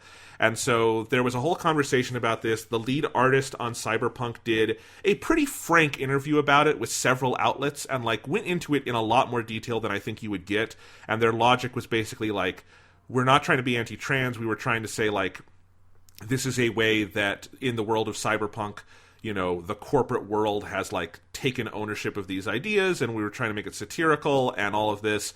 I think it's a situation where you would probably need to play the full game and see kind of what the world of the game is like before passing full judgment, but it definitely raised eyebrows because of that company's past of, let's just say, not being fully sensitive to the transgender community. Yeah. And I think raised, you know, it was definitely worthy of an eyebrow raise, if nothing else. Yeah, it's definitely, with that kind of stuff, I always err on the, like, I want to see what all that stuff means in the full context, because it is that thing where the representation of something is not the endorsement of something, right? Exactly. So, like, if the whole thing of the game is our lives are run by mega corporations, which is not just the thing of the game, it's the thing of our life, and they use these advertisements where those corporations are fetishizing transness to advertise their product, that is not necessarily the same thing as Cyberpunk 2077, the game trying to fetishize transness for their product. And so you, like, I want to see how that stuff works out in the full game. But all the stuff with the different community, like, manager Twitter account kind of stuff, has just been really fucking frustrating, especially because I feel like when you get interviews with the members of, like, the actual development team, like the woman who made that poster, they're like very thoughtful and considerate about those issues, which if you played Witcher 3, while Witcher 3 doesn't have anything about transgender stuff in it, like the issues it does talk about are, like, there's such a gentle humanity to that game, that I err on like I'm still excited to see what that team can do tackling the kind of subject matter that this game looks like it's tackling, because I think the people actually making the game get it. The fuckhead and fuckstick running the Twitter account does not. Yes. And yeah, I think if it weren't for all of the GOG insensitivity, I would have found that ad that's in the game slightly intriguing, if for no other reason that we're recording this in the midst of Pride Month, and we're inundated with corporations making horrible advertisements around Pride that are like sometimes really insulting, especially if you know that corporation is being double-faced about it and that their actual actions are not, any good. Probably the worst example of this so far is the fucking Trump administration selling Pride MAGA hats, which is like fucking Nazis selling menorahs. I mean, it's so fucked up I can't even believe it. But like, it's not that ridiculous when you look at it through that lens, but I also 100% see why, if you are a trans gamer, you might look at that and say, I don't know if I trust these people 100% on that, and I think that is a 100% valid response. No, absolutely, to that. yeah. So I am intrigued. I want to hear more. I would recommend you go read those interviews with the lead artist, because they are, if nothing else, an interesting, thoughtful look at like video game art and a lot of that kind of asset creation and how they're thinking about it. But it was an interesting controversy that flared up this week. Yeah, like one thing that was interesting about it is because it's, something that is tackling like this very controversial topics, it gets so much attention that like I feel like you just didn't usually think about the amount of care and thought and work that goes into something so small as here's this one fake video game, like in-world video game advertisement poster. And this like lady had to go through this whole thought process and everything to create it. And it's like that game must be filled with thousands of those kinds of things. And that was something that like I just thought it's like, oh my God, like right, like we're thinking about this one because of the subject matter it's presenting. But it just like I think in like because I had been reading that in conjunction also with like the talk about all the crunch stuff. It's like fucking right. There's so much work has to go into something like someone or a small group of people have to put so much work into creating that small representation, and we never think about it until something like this happens. Exactly. All right, and also about Cyberpunk, they did confirm Keanu Reeves is a main character in the game, and in fact has the second most dialogue in the game. And yeah, I just pre-ordered a second copy of Cyberpunk. I am pre-ordering a third just because I read that sentence again. Do I need 3 copies? Obviously not. But Keanu Reeves is a main character. He did like 3 weeks of voice acting for this game. I'm excited. Yeah, I mean, because when Cyberpunk 2077, last year when that demo stuff came out with E3 and I got very excited about the game, I went on like a big like internet wiki binge about Cyberpunk 2020, the tabletop game that 2077 is based on. So he's playing a character named Johnny Silverhand, who is from that tabletop game, who presumably is killed in the like events like in that timeline. And so I think the character we get in 2077 is some sort of like he has transferred his consciousness to in a chip or something, and that's how he's communicating to the player. But Johnny Silverhand is like an ex-military rock star anarchist who's the whole mission. He's like literally the head of a rock band who runs a gang whose whole thing was he wanted to like destroy the corporations. And that's every role Keanu Reeves has ever played. Put in a blender. Yeah. It's Bill and Ted. It's The Matrix. It's John Wick. It's all of them in a blender. Yeah. That's it's amazing. So good. And then Johnny Silverhand, because he has, if you can see it in the trailer, like half of one of his arms is replaced with this silver, like cybernetic prosthetic. Johnny Silverhand is like top 5 fucking Cyberpunk character names ever, and like the number one to be played by Keanu Reeves. Johnny Silverhand is so cool and good, and realizing that this is not just some like small celebrity, like Charles Dance is in Witcher 3. He plays the Emperor of Nilfgaard, but he's only in like 2 scenes in that game, so it makes sense. Like, yeah, cool. Charles Dance, he basically just plays Tywin Lannister in this game. It's a cool voice. Like, I know that now that he's just playing that character. But he's only in it, like, he probably had 2 VO sessions. Right. It's like, Keanu Reeves is one of the major characters in this game. That's fucking awesome. Yes, that's more than honestly anything else makes me so excited for this game. And there's a lot of other stuff to be excited for. Yes. Anything else from E3 before we wrap up this session? One other thing real quick is Watch Dogs 3 sounds really good. Yep. People who played because I think they got hands-on behind the scenes time, really were impressed by Watch Dogs 3, and it sounds like, after Watch Dogs 1, I wouldn't have thought that they would get me interested in Watch Dogs, and then now it's like, fucking okay, sure, this weird, like, procedural fucking, like, game where you can recruit anybody and do all this wacky shit. It sounds really cool. It sounds like they're committed to really pushing that concept to its, like, extreme, and so it sounds like it's a much more experimental, ambitious kind of game that's trying to do things with, like, game systems that are very rarely done at all and are even more rarely done well. So I'm really, like, this is the kind of game that it feels like an indie studio would go bankrupt trying to make a much smaller version of this game. So thinking that, like, this is Ubisoft, one of the biggest publishers in the world, giving their premier franchise to a team that is doing this with it and getting those kinds of resources. Giving that's a premier franchise. It's not okay. Yes, yeah.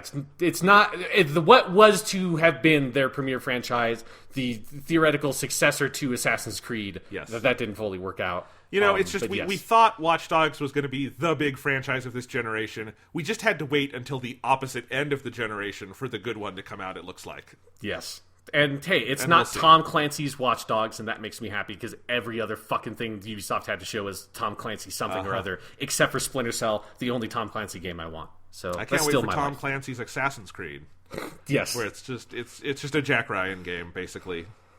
Jack Ryan kills people, Eventually, Assassin's Creed will be old enough that setting the game in, like, the 90s will be a historical setting where you can do that and have the assassin be like a CIA dude in the Middle East. Oh, boy. Yes, that's our dark future. I do not trust those French Canadians to get that one right. Neither do I. No offense to any French Canadians listening. You're lovely. Just some of your game developers don't fully understand American geopolitics. Yes, as evidenced by you setting Tom Clancy's Ghost Recon Wildlands in actual fucking Bolivia, and starting a, like, minor international incident. Great. Good job, guys. All right. You ready to move on, Sean? Yeah, let's move on. Our next segment is what I like to fondly refer to as video game therapy.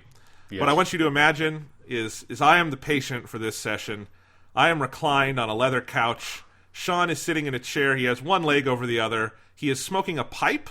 He looks a lot like Sigmund Freud in this scenario. He's got a long white beard, and he is writing on a little pad, and he is going to listen to me talk about my experiences with Sekiro, and possibly my parents, if this gets deep enough.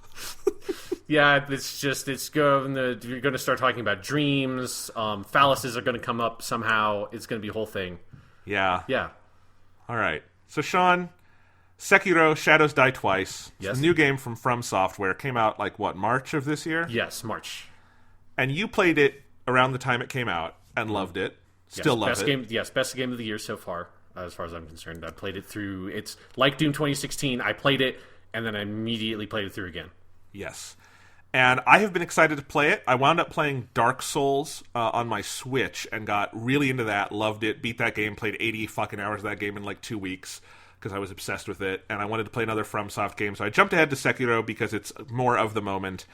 And I have played it for about a week now because I would have gotten it Monday night, so mid E3. You talked about it very briefly at the beginning of last week's podcast. Yeah, I did. And I had played 2-3 hours of it. I was very positive on it. And I still, this is what I want to stress at the outset.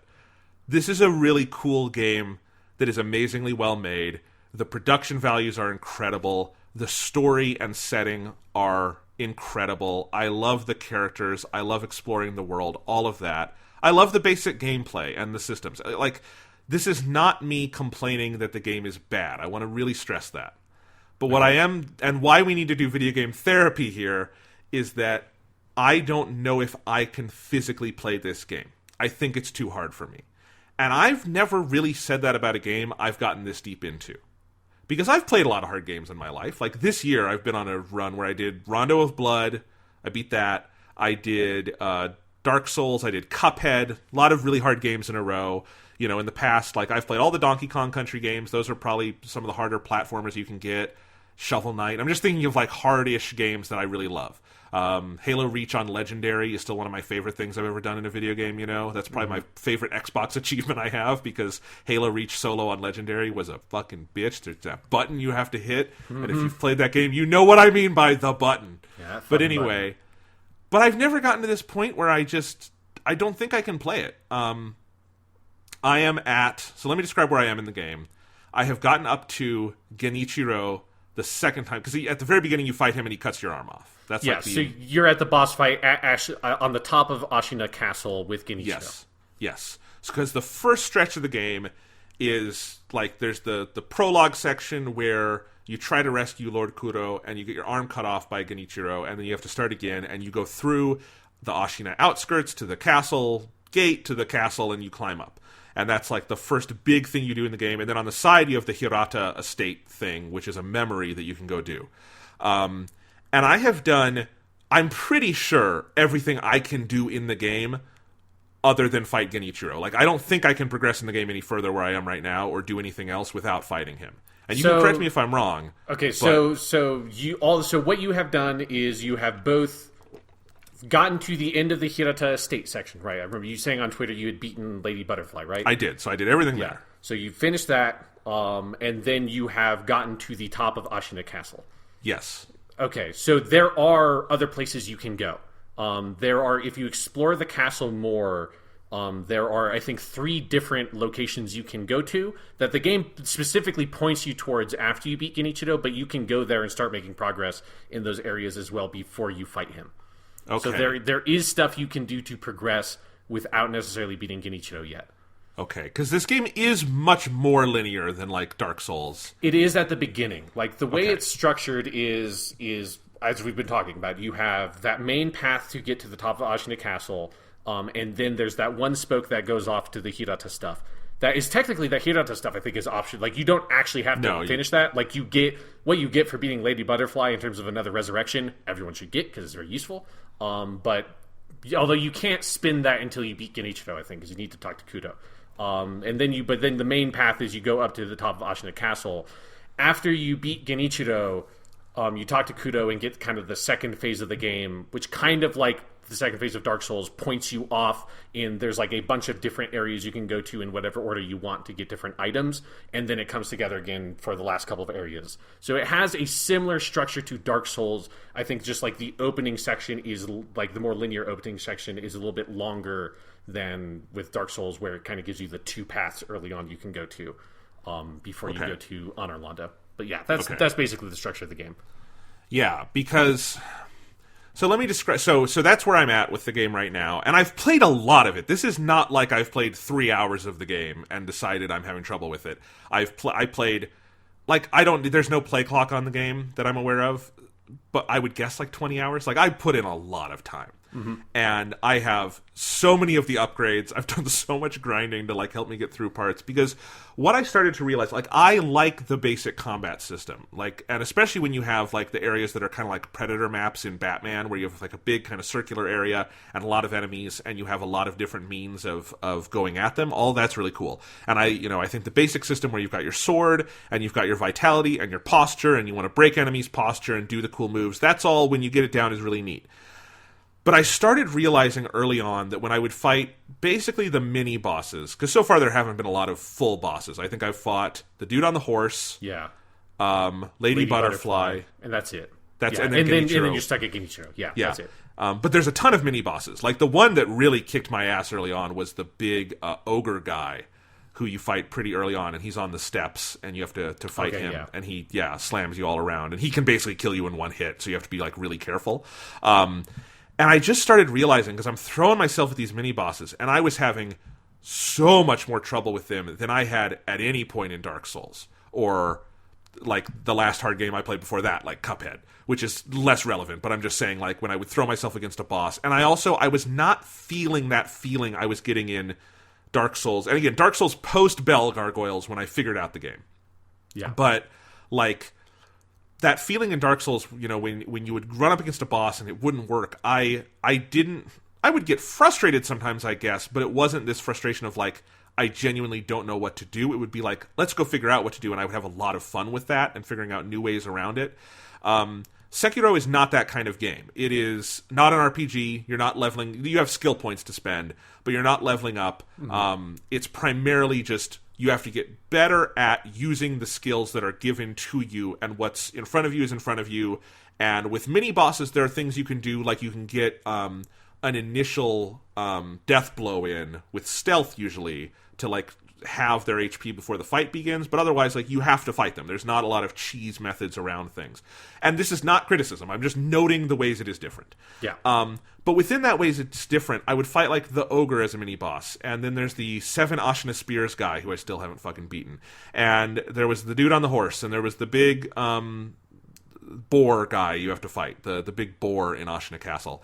And just all of these, like, I would throw myself at it and throw myself at it, and I would think I was figuring it out and be like, this is pretty good, I think I figured this out, and then throw myself at it again, and it just wouldn't work this time, and it would fall apart.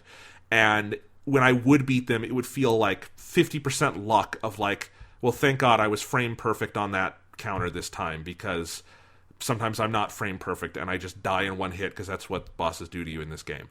And, like, I was just feeling more frustrated than I was invigorated. Where, like, when I beat a boss in Dark Souls, I would do, like, this giant exhale or inhale or something, like, get my breath back. And I would feel, like, on top of the world, and I would shut the game off and, like, you know, cheer. And in Sekiro, I would do it and then just kind of slump in my chair, like, okay, I guess I did it. And, like, that's how I felt after Lady Butterfly, and that's how I felt... There was the one before Lady Butterfly, too. You have to fight this big, fat... The drunkard guy. Yes. And that was my favorite to figure out how to beat, because I found a pretty creative solution to beat him that I can talk about later. But, you know, like, it's not that I don't understand the mechanics. I think I understand them. I think I understand all the posture stuff. I've gotten much, much better at it. You know, the way I beat Lady Butterfly was mostly just staying up close to her and countering things and getting posture damage and killing her that way, and I got pretty good at it to do that. But I'm just feeling frustrated. It is such a fast game. It is such a kind of twitchy game. It is so physically demanding on the controller, I feel like, and there's so much fast reaction stuff where I just don't even feel like the synapses of my brain like firing at the speed the game is asking of me. And I was feeling something here that I did not feel with Dark Souls or Cuphead or most of the hard games I mentioned earlier that I really love. I was just like begging for a difficulty meter in this game. Because the thing I keep coming back to is Sekiro feels to me like if you bought a Halo game and the only difficulty option was Legendary. And you had never played a Halo game, so you're learning how to play Halo. Halo would be impossible to play on Legendary as a first time. You couldn't do it. That's not what it's designed for. And just in my head, it feels like every time I go up against a boss, I feel like I'm missing the lower difficulty that you play the first time to learn the game. And what I'm playing feels like the difficulty that's designed for knowing how the game is and having mastered it. And that's what I keep coming back to. And, like, Genichiro, I've been at him for 3 or 4 days. Like, I have been there. I went back and did most of the Hirata estate. I have come back to him every day and done another hour of grinding on it and just nothing. And I haven't even gotten to the phase where he starts doing the lightning. I haven't gotten that far in him. So, like, and I've watched every YouTube video. I've tried to learn everything I can. And I just feel like I physically can't play this game. And I guess I don't know what to say. And I hope this all makes sense. Because, again, I'm not trashing the game or saying it's not like Dark Souls, it sucks. Because I also looked this up, because I was online, and I'm like, have other people felt this way? Am I crazy? And I'm not. There are a lot of people who have said, like, I saw a whole Reddit thread that was like this, of people saying, like, this seems like a really cool game. I'm not complaining about it being different than Dark Souls. I love that they're trying something new, but I can't play it. It's too hard. And that's kind of how I'm feeling. Yeah, so one thing I want to say immediately is I don't think that this game is too hard for you to beat. Like, I just fundamentally, I think, like, there are people for whom that will be true because it is definitely more physically demanding than Dark Souls, but I don't think it's so tremendously hard that you just physically cannot do it. There's a couple of things of, one, So Genichiro is the boss in the game that is the boss that if you don't, like, in your bones, fundamentally understand the combat, not just like you watch the YouTube videos and you get it, but like you've kind of, it's sunk into you. Genichiro is almost impossible to beat. So he's the Bell Gargoyles. He is the Father Gascoigne, who's a boss from Bloodborne early on, is probably an even closer example of this thing that FromSoftware likes to do of you hit a certain point in the game where they design a boss, and it's like a really magical trick of game design where there's not, for Genichiro, there's not a lot I can point out to that these are the reasons why he is this way. But basically everybody that's hit him has hit a wall that then, like, you have to overcome. Like, you have to get a certain, like, get the game on this, like, very basic fundamental level to be able to overcome Genichiro. And then once you do, like, the rest of the game doesn't feel that hard until you get to like the last bosses are very difficult. But like Genichiro, and this is like not me being like I'm pro gamer or whatever. It's just, you know, I played the game all the way through and stuff. Like Genichiro is not a hard boss. Like once you fully get the game, Genichiro is not that difficult. And I think the game is not as fast as you think it is, Jonathan. Okay. Because it really does not rely on ridiculously fast reaction time. So there's one thing that I would recommend is if you're not doing this, don't try to only be like when you're blocking, I'm going for that frame perfect hitting L1. Mash on L1. I've been doing that, yeah. Make sure you're just like when you, as soon as you think that attack is coming, just mash on L1 as quick as you can, because the game is not punishing in that regard. There's not really, if you're hitting L1 as fast as you can, that parry animation cycles incredibly quickly. So when he does stuff like his big flurry attack where he does that big wind, like he does one hit, does a big wind up, hits, and then goes ting ting ting ting ting ting ting ting ting, like that attack where he jumps in the air. If you just mash L1, you will basically parry all of those hits, and that will take out a huge amount of his posture damage. But see, sometimes it does. Sometimes it just takes down my posture damage, and then he don't just be kills worried me about your move. posture damage too much. Like that's not like if you're paying attention too much to your own posture meter. Like that's very rarely that will be an issue in the game. Like I would just mostly be like, if he breaks your posture, just dodge as soon as you can. Because for me, the thing that to talk about my experience with the game early on.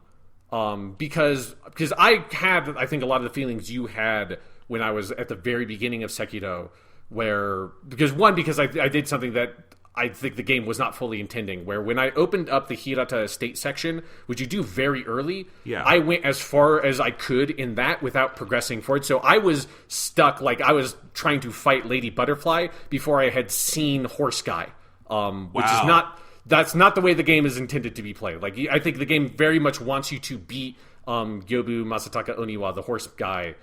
He's like the actual first boss. He's not particularly hard if you know what you're doing. Like, I think because I was stuck on Lady... Like, I smoked that dude because I was already fighting Lady Butterflies. Like, this fucking game is ridiculous. Then I fought that guy. It's like, okay, this game is doable. Like, if that's another boss. Like, I can kill that guy very easily. For me, like, the combat in the game is very much about you, like, I think it's one, like, stripping away a lot of what you know about playing other games, which is hard because the combat is very unique. It's got a rhythmic quality to it with the parry and stuff that most other games just don't have. And then it's also about, I think, like, trying to strip away... There's almost this, like, weird martial arts quality to the game of, like, trying to strip away, like, your consciousness or something, of, like, trying to strip away all of your hesitation and fear and all of that you have when encountering these, like, really difficult bosses. Because when you do, a lot of those encounters in the game are not as hard as I think everybody, including myself, like, make them the first time you encounter them. You just get flustered and you're nervous and, like, you're thinking about yourself playing the game too much. And when you get into the flow state with Sekiro, like, I have, like, these... Like, some of my strongest memories of that game are moments of clarity in the middle of boss fights that I felt were impossible. Boss fights that make Genichiro look like the little, like an orphan kid on the street that's, like, famished that you, like, smack and he's dead. Like, he's nothing. Boss fights that make him look like nothing. and being like, I cannot physically beat this game. Like, this must be impossible. And then hitting a moment of clarity where it looks like the game is moving in slow motion because it's not moving that fast. Like, look at the animation, like the attack animation you have as your character, which is more or less about as fast as any attack moves in the game. It's slow. You can see the windup. You can see every part of that animation. It's not like something like Devil May Cry where the attacks that are like can go lightning fast and you can't possibly see them because it's like this full move happens in like 2 frames. You know, it's not like a fighting game where a jab in a fighting game is literally faster than the human brain can like interpret that information, and for you to block it you have to know they're going to do it before they press the button. It's not that kind of thing. Like, it is completely doable, but it is difficult, and it will push you to this point where it feels impossible. But I would encourage you to try to reapproach it with that mindset of, you can definitely do it. It is not impossible. Don't be afraid of Genichiro. Like, push him, be aggressive, push him into a corner. Because to me, the best moments in Sekiro are when you're fighting a boss that you felt was impossible, and then all of a sudden you hit this moment where every single thing that boss does just pushes themselves into a corner. Everything they do makes you stronger. Every attack they give out does more damage to you or to them because you're blocking it and you're countering it, and and every the bigger moves they put out, the bigger damage you're doing to them because you're responding to it correctly. And you get to these fights where, again, this is not me saying that I'm amazing at this game. This is me saying that once you kind of go through this whole learning process with it, I think anyone can do this. You can beat Genichiro in 90 seconds because once you've got that motherfucker down, you have got that motherfucker down, and there is nothing he can do against you because every move he throws out just pushes him further into the corner. So that's what I will say about as someone who has gone through the process and knows how frustrating that game can be early on. That's what I would say is I would be happy if you didn't give up on it and try to go it again, calm down, refreshed. Because sometimes you have to take a day away from Sekiro. I had, when I was on the last boss that is ridiculously hard, I had to take this is my off day. I'm walking away from the game.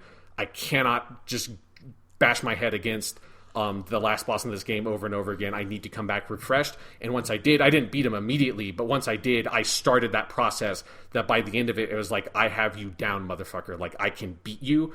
Because once you have a boss down, this is what I learned when I played the game through the second time, you can beat that boss 1,000,000 times. Once you've beaten him once, it's over. They can do nothing to you. And that's something that I don't think is true of Dark Souls. That's something that I think Dark Souls, you have to, for some of the bosses it's maybe true. For most of the bosses, it's harder to just have them down because the combat is not so razor precise as Sekiro. And you can just I just didn't see that attack coming, or there's nothing I could do about that attack because the enemies are so huge in Dark Souls. In Sekiro, you're mostly just fighting other people, and you can definitely beat them. Yeah, I feel so exhausted with it though, and because I understand everything you're saying, and I find that really interesting, and I totally believe that that's there. It's just I wasn't there was a point where I wasn't enjoying the attempt to get there, because also if Genichiro is the equivalent of the Bell Gargoyles, let's say. That's way later, all things being relative, I feel in Sekiro, because... It feels like it's later because I think Sekiro is harder. It's not... It actually doesn't take very long to get to Genichiro. It's just you're trying to learn the game and dying along the way. And so those mini bosses make it feel like it's longer. It's really not that long for you to get to him. Because I just feel something should have clicked by now. I don't know. Because I also... This is the other thing, is that this game has frustrated me in a way Dark Souls in 80 hours never came close to frustrating me, even with the Bell Gargoyles. I did not throw a controller once on Dark Souls. And I am 26 now. I don't throw my controllers much anymore. I did that more when I was younger. I broke a controller this week. I didn't want to. I didn't mean to. But Lady Butterfly really pissed me off at one point. And what it was thinking I had it down, and going back in, and it all just falls apart because, I didn't actually have it down. And now I have a DualShock 4 that does not have an L2 button anymore because it broke off. So I'm sorry, DualShock 4, you died to Lady Butterfly. She took your life. I actually took your life. I threw you, but luckily I had a backup. So like that level of frustration, it really like it felt unhealthy for me. I don't know, and I guess I don't know what to do at this point other than throw myself at Genichiro some more and try to get into that state you're saying. Because I've also, like, I've heard that advice you said of, like, don't be afraid of him, just be really aggressive. Or not just be. I know you're not just saying that, but, like, that's one part of it. And I've tried that, and, like, there are times where I feel like I've gotten close. Like, I was Mikiri countering a bunch of stuff, and I got down through his first health bar really quick. I was like, this is fucking great. And then it kind of all fell apart, and I haven't gotten his bar down again yet.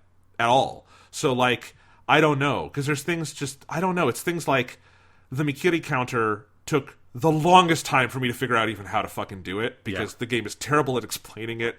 You can do those tutorials with Hanbei, the undead guy. Yeah, the Undying, yeah. They're fucking useless tutorials because they make it so much easier than it's ever going to be in the actual game.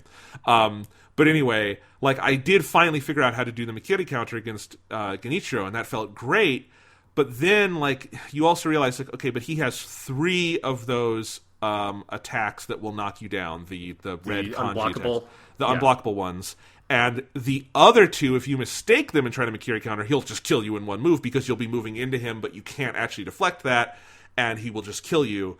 And that's part of it too. It's just like the time to death is so fast. Sometimes I feel like I go against a boss and I have no time to try anything, because if you mess up, you're done. You're just done. And luckily, it's very gracious on checkpointing and everything. You don't have to go through a bunch of enemies to get to the bosses in this game. But I don't know, man. It really... I've never played a game that is hard like this game is hard.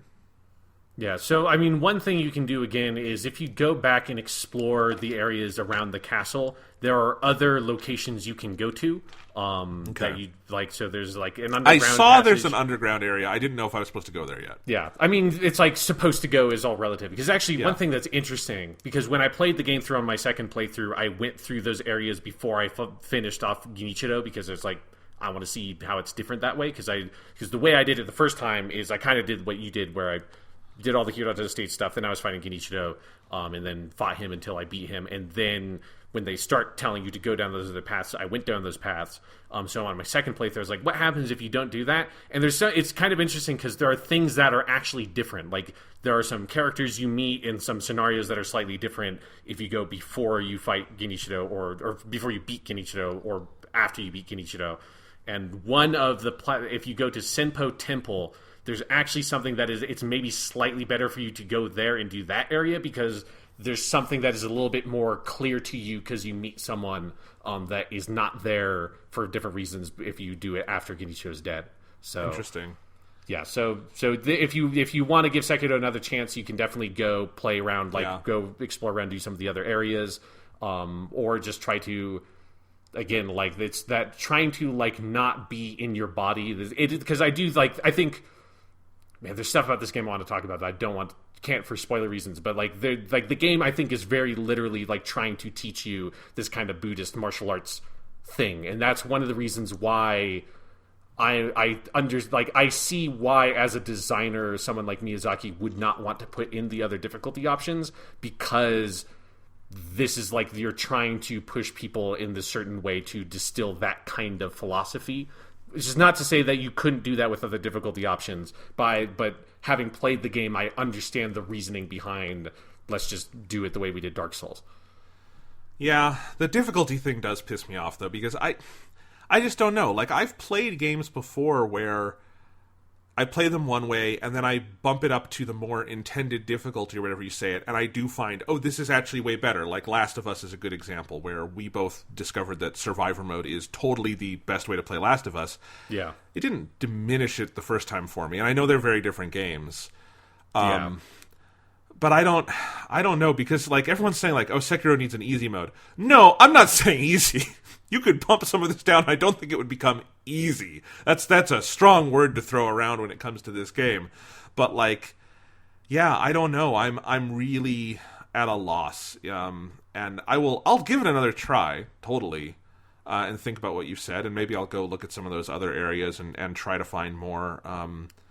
But yeah, it's a son of a bitch, man. Yeah, no, it's hard, but I do think, like, kind of like with Dark Souls, because I think that there are people for whom they played Sekiro and like this is not that hard, and went in like with a different mindset and saw that game from a different light. That, like, again, like, we didn't. I think the first time we recorded a podcast about Sekiro was after I was over the hump, so like my impressions are post me like kind of figuring the game out and kind of getting it in that very instinctual level. But there are definitely people for whom, like, they're like, Sekiro's not that hard. Kind of the way that, like, for me, like, Dark Souls, like, it's hard. But for me, no Dark Souls game is actually particularly difficult, especially after you play through one of them. None of them are particularly hard.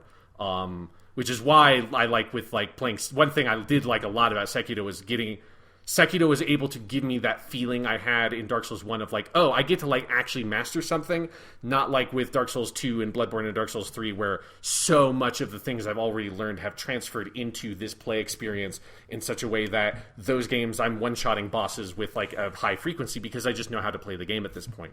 Sekiro is a very different beast from those games in terms of just, like, the fundamental combat is almost completely different. Like, so much so that, again, like, the whole experience I had playing that game was having to unlearn dodging, because if you try to dodge in that game the way you dodge in Dark Souls, you will get fucked the fuck up. I have been learning that. I've been trying to dodge less and counter more.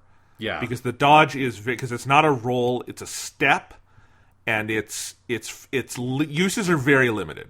It's only against very specific attacks should you actually be doing the dodge move, and that's like, you know, I think the biggest hurdle, honestly, I faced in playing Sekiro was none of the major bosses. It was the fucking spear mini boss in Hirata Estate, where you go over that bridge and there's the wide field and there's like the one dude with the spear. That guy, right? Yeah. And he's a mini boss.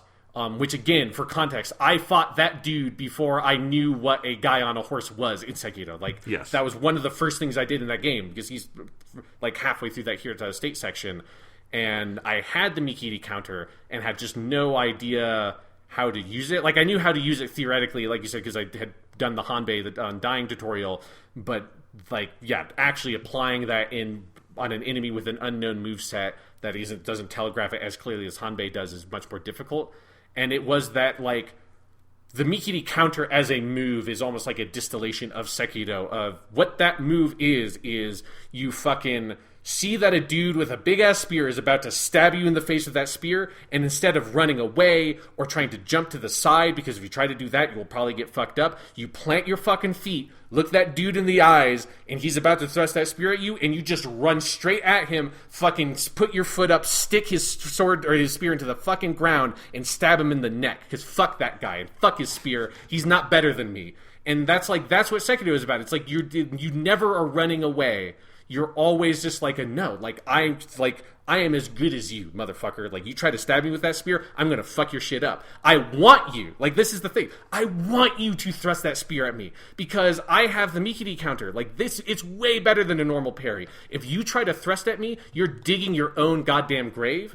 And that's one of the things about the Sekiro combat I love, is that sense of you are waiting for the boss to pull out that big flashy move that has a big kanji pop up on screen, because once you have it down, as soon as you see that happen, it's like you are fucked. You have no idea how fucked you are right now because you're about to use this big flashy attack on me that I know how to deal with.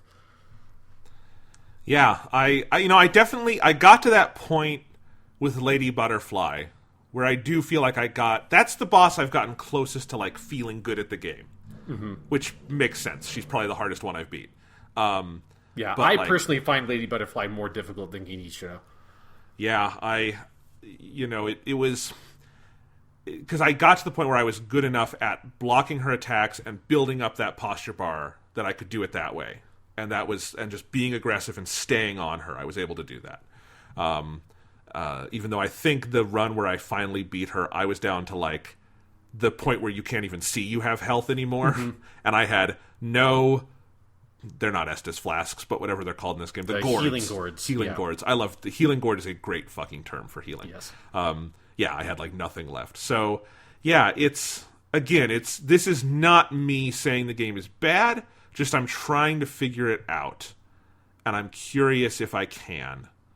And I will definitely give it another try. But it's a lot of game. Holy shit. No. But again, like the section you're at, I think I finished under 1 hour on my second playthrough, which again is not me. That's not like me bragging. That's me saying that once you have that shit down, you just run through those motherfuckers. And that's not me running past people. That's me killing every single person along the way. And it's just like, oh, this is done. Like, with the first time I played through it, it took me like 15, 20 hours or something. It's like, I thought it's like, the game must be almost over. It's like, nope. Because I assume you carry over all your abilities and everything. Yeah, but they make the enemies do more damage and they have more health, so it like compensates for it on New Game Plus. Yeah. But I was going to say, like I've gone through those areas several times, and I'm really good at them now, just the areas with like normal enemies, because I've been grinding and getting some abilities and stuff and money. And I do find that pretty fun, where you can just like, some of those dudes will come at you and it's like, counter, stab, you're dead. You know? And you can just murder like 10 people in like under 2 seconds. It's just like the murdering in Sekiro is very good. Like it's just very good murdering. Yeah, if you want to run through an area and just kill a bunch of people, Sekiro does that better than almost any other game. Every attack animation in this game is pretty much the end of Akira Kurosawa's Sanjuro. Yes. Where he just cuts the dude in half and blood comes out everywhere. Yeah. That's pretty much every death blow in the game. It's amazing. So yeah, I'll give you an update next week. Yeah, I hope you can find it in that game, because I do think, because again, there are a lot of people that are at where you're at with that game, and we're at where you're at that game, and then if you can get over it, I think you get over it. Like I think if you can get past Genichiro, that's where the game is like in you, in that kind of way. So yeah. Because, and I would, I don't want my DualShock 4's death to be in vain. Exactly, yes. You have to avenge your DualShock 4 by beating Sekiro. I do. I have never broken a controller. I came close with that DualShock 3 that was in bad shape for a number of years, and I gave to you that one time when I went on vacation. Yes, and left you with my asshole. Yes, controller. But it was fully functional, and I did eventually trade it into a GameStop for $25 because they're putzes. I think that paid for Dragon Quest XI. Like, it's impressive to me that you broke a DualShock 4 but never broke a DualShock 3, because every time I touched a DualShock 3, I was afraid I was just going to break it by holding it. Because I didn't do much to that. That DualShock 3, what happened to that, Sean, is I went like, I was playing Last of Us and I just went like, drat, and kind of banged it on the table a little bit, and that's all that it took. This was like, when I broke my DualShock 4, this was full like, Lady Butterfly, like just toss it across the room way harder than this is what's bad when you throw a video game controller, Sean, is when you do it from the wrist and not from the arm. Oh, it's yeah. Like pitching a softball. It's like... Yeah, and you're all tensed up, so you're like using more muscle than you think you are. Yeah, you just flick it, and that thing spins like a boomerang, hits the wall. I've never really thrown a controller. I've certainly never broken a controller. I have been in a room, it was when I was like 13, with a friend when they broke a controller, and that's where they just fucking flick that thing at the wall. It's like, yep, there are a lot of buttons on the ground now. Oh, that's what a controller looks like on the inside. Yep. I'd never seen it. Cool. Yeah, it's funny. What happened first was, so I picked it up, and the L1 button had just popped off entirely, but also there's a little piece of plastic between L1 and L2, same as between R1 and R2. Yeah. And R1 and R2 were also a little unaligned, but I was able to pop them back into place. But this was all unaligned, and I'm trying to get the L1 button back in, but that other piece of plastic was, like, really fucked up. So I got a fork, and I'm, like, trying to, like, move things around in there, and I wound up accidentally just breaking the trigger, like, in half. So the L1 button is back on and works, but L2 is fucked. Like L1, probably the most important button in Sekiro. So it is. There you go. Frankly, I could probably play Sekiro with that controller mostly because L2 doesn't do a ton in that game. Yeah, I don't even remember what L2 does off the top of my head. Yeah, because R2 is your Shinobi stab. Prosthetic, yeah. Oh, yeah. Oh, yes. It's whatever. Oh, yeah, you hold down R1 to stab, that's right, yeah. Yeah. Anyway, okay, I'll give you guys an update on that next week, and we'll see what happens. But Sean, let's switch. Give me the pipe. Yes. Yeah, I'll hand you the pipe. Here's my beard. I'm going to get on the couch, lay down. Okay.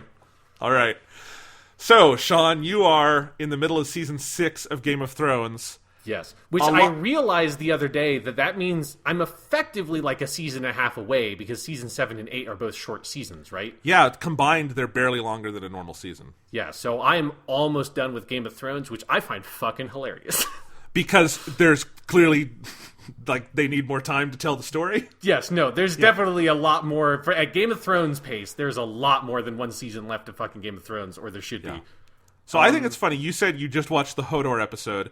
Most fans do consider that a high point of the series. So I do. I think that episode, generally speaking, is pretty good.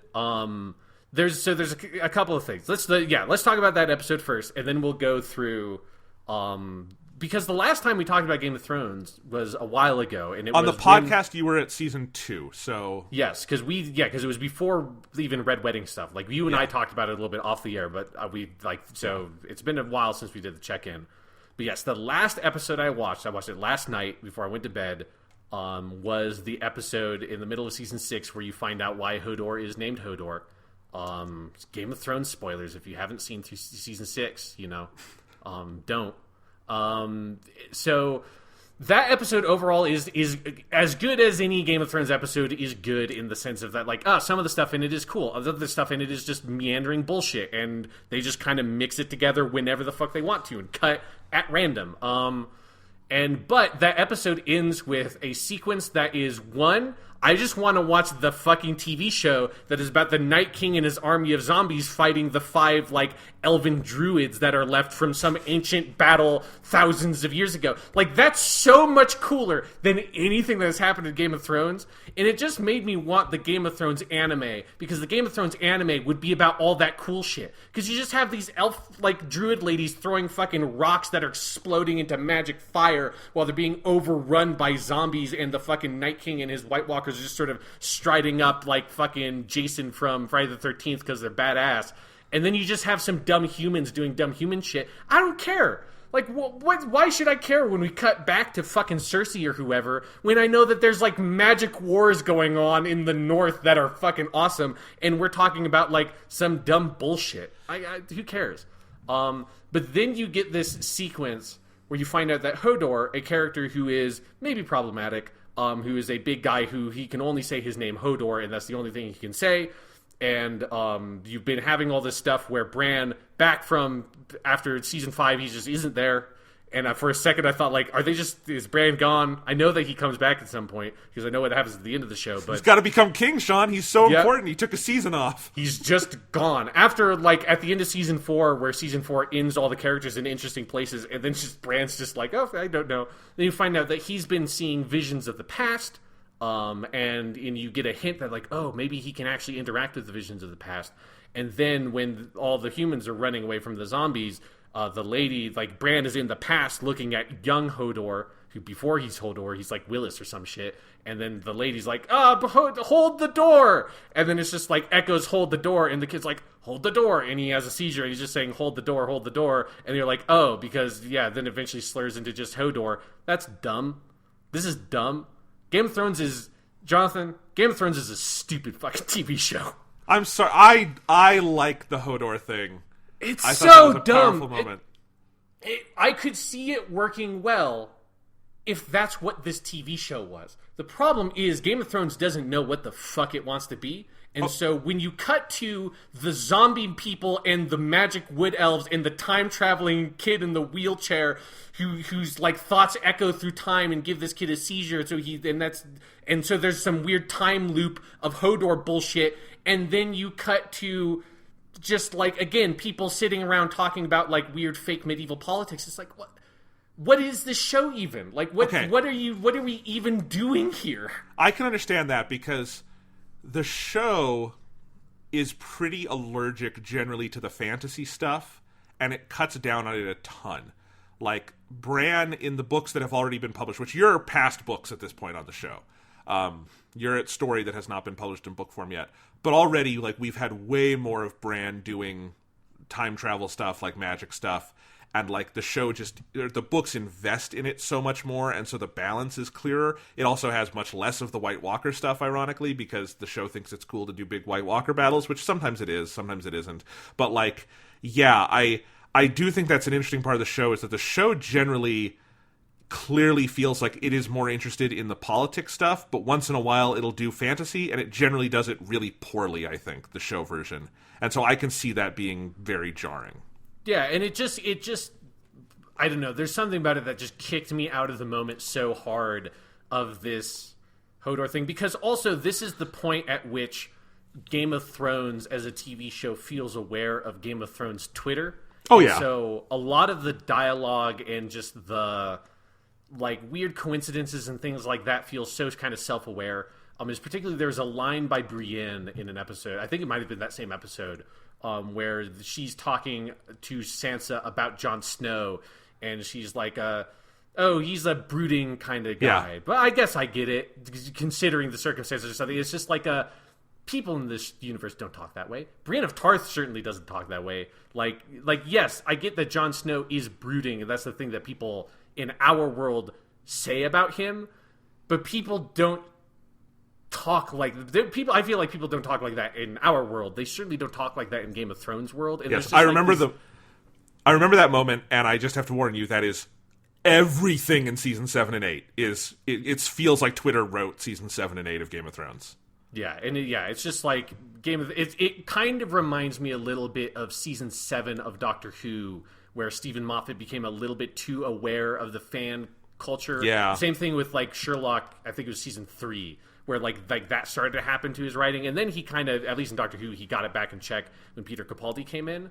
But it's like, but that's like Stephen Moffat, who is like one of the best writers in television, and like it like set him astray for a little bit. When it starts happening to Game of Thrones, that is already on some rocky foundations, yes, as far as I'm concerned, for the TV show.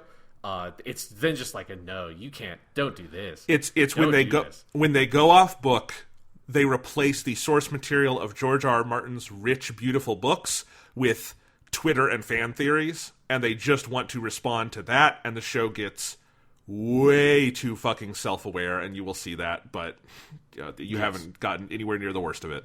Yeah, so that's where I'm at with season 6. That's the last episode I watched. And so, yeah. Let's rewind, though, because you did like season 4, from what I remember, because I told you it's the best one, and you agreed. Yes, no, season 4 is easily the best season. I still think like nothing has gotten anywhere close to the level of quality of the Blackwater episode from season 2. Yeah, that is still far and away the best concentrated piece of Game of Thrones television. Fair enough. And I imagine that will prove to be true from here forward as well, if nothing has stopped it so far. Because now they do the thing like every season you have the episode that's like basically like here's the big battle episode, but none of them have been as good as that. Like even the season 4 one, which is good, which is the attack on the wall, like that's a good episode, but it doesn't have as much sort of character depth as all the stuff with Tyrion and Cersei had in the Blackwater episode. But season 4 as a whole, the reason why that season is to me the best season is because that's the one season that I think manages to fairly well balance the different storylines going on. Because my top level take of Game of Thrones is one, like I think it's a good show in like a lot of production elements, and like the acting and the production and generally the directing and all that kind of stuff is usually very, very good, and I get why people like it from that perspective. But this is partially a personal preference thing, and then also I think a more general criticism thing of the Game of Thrones fails almost at every turn to ever kind of construct digestible pieces of story for the audience to pace out this very long narrative they're spinning. And in replacement of that, what they do is they have a huge selection of different subplots all going on at the same time. To the point where, like, if you look up the Wikipedia articles on Game of Thrones episodes, which I have done sometimes because I'm, like, curious, how is the book different or something like that? Like, they're the most convoluted Wikipedia articles you can see because every single section of the episode has to be split into what is going on in these different locations because there's too much to fit into one synopsis, and almost always the different plot lines have nothing to do with each other. They have no intersecting thematic material other than the broad thematics of like the corruption, like power and how power corrupts people, which is as far as like is basically what Game of Thrones I think is about on a big scale level. There's very little motivation in terms of cutting between subplots, even when they tee up motivation, and they'll be talking about like, oh, and we will send you to, like, you can join the Night Watch and be sent to the Wall, and you think like, oh, this would be a good opportunity to cut to the Wall and check in with Jon Snow and his friends, and then they'll cut to fucking Dorne or some shit, and then 20 minutes later they'll cut to the Wall. So even when they tier up motivated cuts, they don't usually take it. And when they do cut, the way that Game of Thrones chooses to cut through subplots is usually by having micro cliffhangers about every 10 to 15 minutes. Yes. And so they will choose to cut on whenever the action has gotten the most exciting within whatever the subplot is, and then take that moment of like a big reveal or something to cut to another subplot. And then oftentimes you don't get to see the other side of what that thing was until the next episode or 2 episodes later. If they don't cut back to whatever's happening with Arya, you will not see what happens with Arya for another, like, if you're watching it in a row, for another like 40 minutes or so. And there's something about that is exciting in the moment when you're doing cuts like that and you're doing micro cliffhangers. The problem is you're always passing the baton off in Game of Thrones to something else. And very rarely is Game of Thrones ever interested in giving you a payoff. Every once in a while, usually in episode 9 of the season, they'll give you 1 or 2 strong payoffs for a storyline. But usually they're just kind of constantly passing the baton. And then in most seasons, there's 2 or 3 sub-storylines for whom there is nothing going on. And they just sort of drop the baton and stare at it for a little while until another plotline comes over and picks up the baton and like keeps on going on with whatever they're doing. The reason why season 4 is the best is that within that structure, most of those stories, there's very few people dropping the baton on the ground. Like, even Sansa has some stuff going on. Not a lot, but she has some stuff going on. Tyrion has a lot going on. Cersei has a lot going on. Arya has stuff going on. Jon Snow has stuff going on. Like, everybody has something they're doing that they're actively pushing forward and feels meaningful, and there are rich character interactions because everybody's paired with someone interesting. Like, Arya's paired with the Hound, so she has someone to talk to that's a character that's interesting, that there's a relationship there. So when you cut to them, I get to see them doing a cool scene that's something interesting, and then you can cut away. And then season 4 ends with the best ending of any of the seasons, which is every single character has now been moved into an interesting spot on the board, and everybody has changed significantly and is on the precipice of moving forward with whatever their change is. Some characters that is kind of paid off on, a lot of them, like Sansa, that is not paid off on, and Sansa's storyline immediately gets reset. She's just captured by someone fucking else that's sadistic. But yeah, that's like my top level main take on Game of Thrones, is that I think it's a story that has a lot of great production values, a lot of great acting, all that stuff. It's just something that is a piece of television that is constantly passing off the payoff to the point where it is so obvious to me that this TV show, there's no claims about the books, this TV show would never have been able to do a good conclusion because this show is not interested in and has no idea how to conclude anything, even fucking scenes. So yeah, I understand. That's my main take on Game of Thrones. It's interesting what you say about season 4, because that's how I feel, and season 4 is based on the latter parts of book 3, A Storm of Swords. And the way book 3, because book 3, like the first 3 books are a really clear trilogy, and if you cut off the last chapter and the epilogue of book 3, you could just end the series.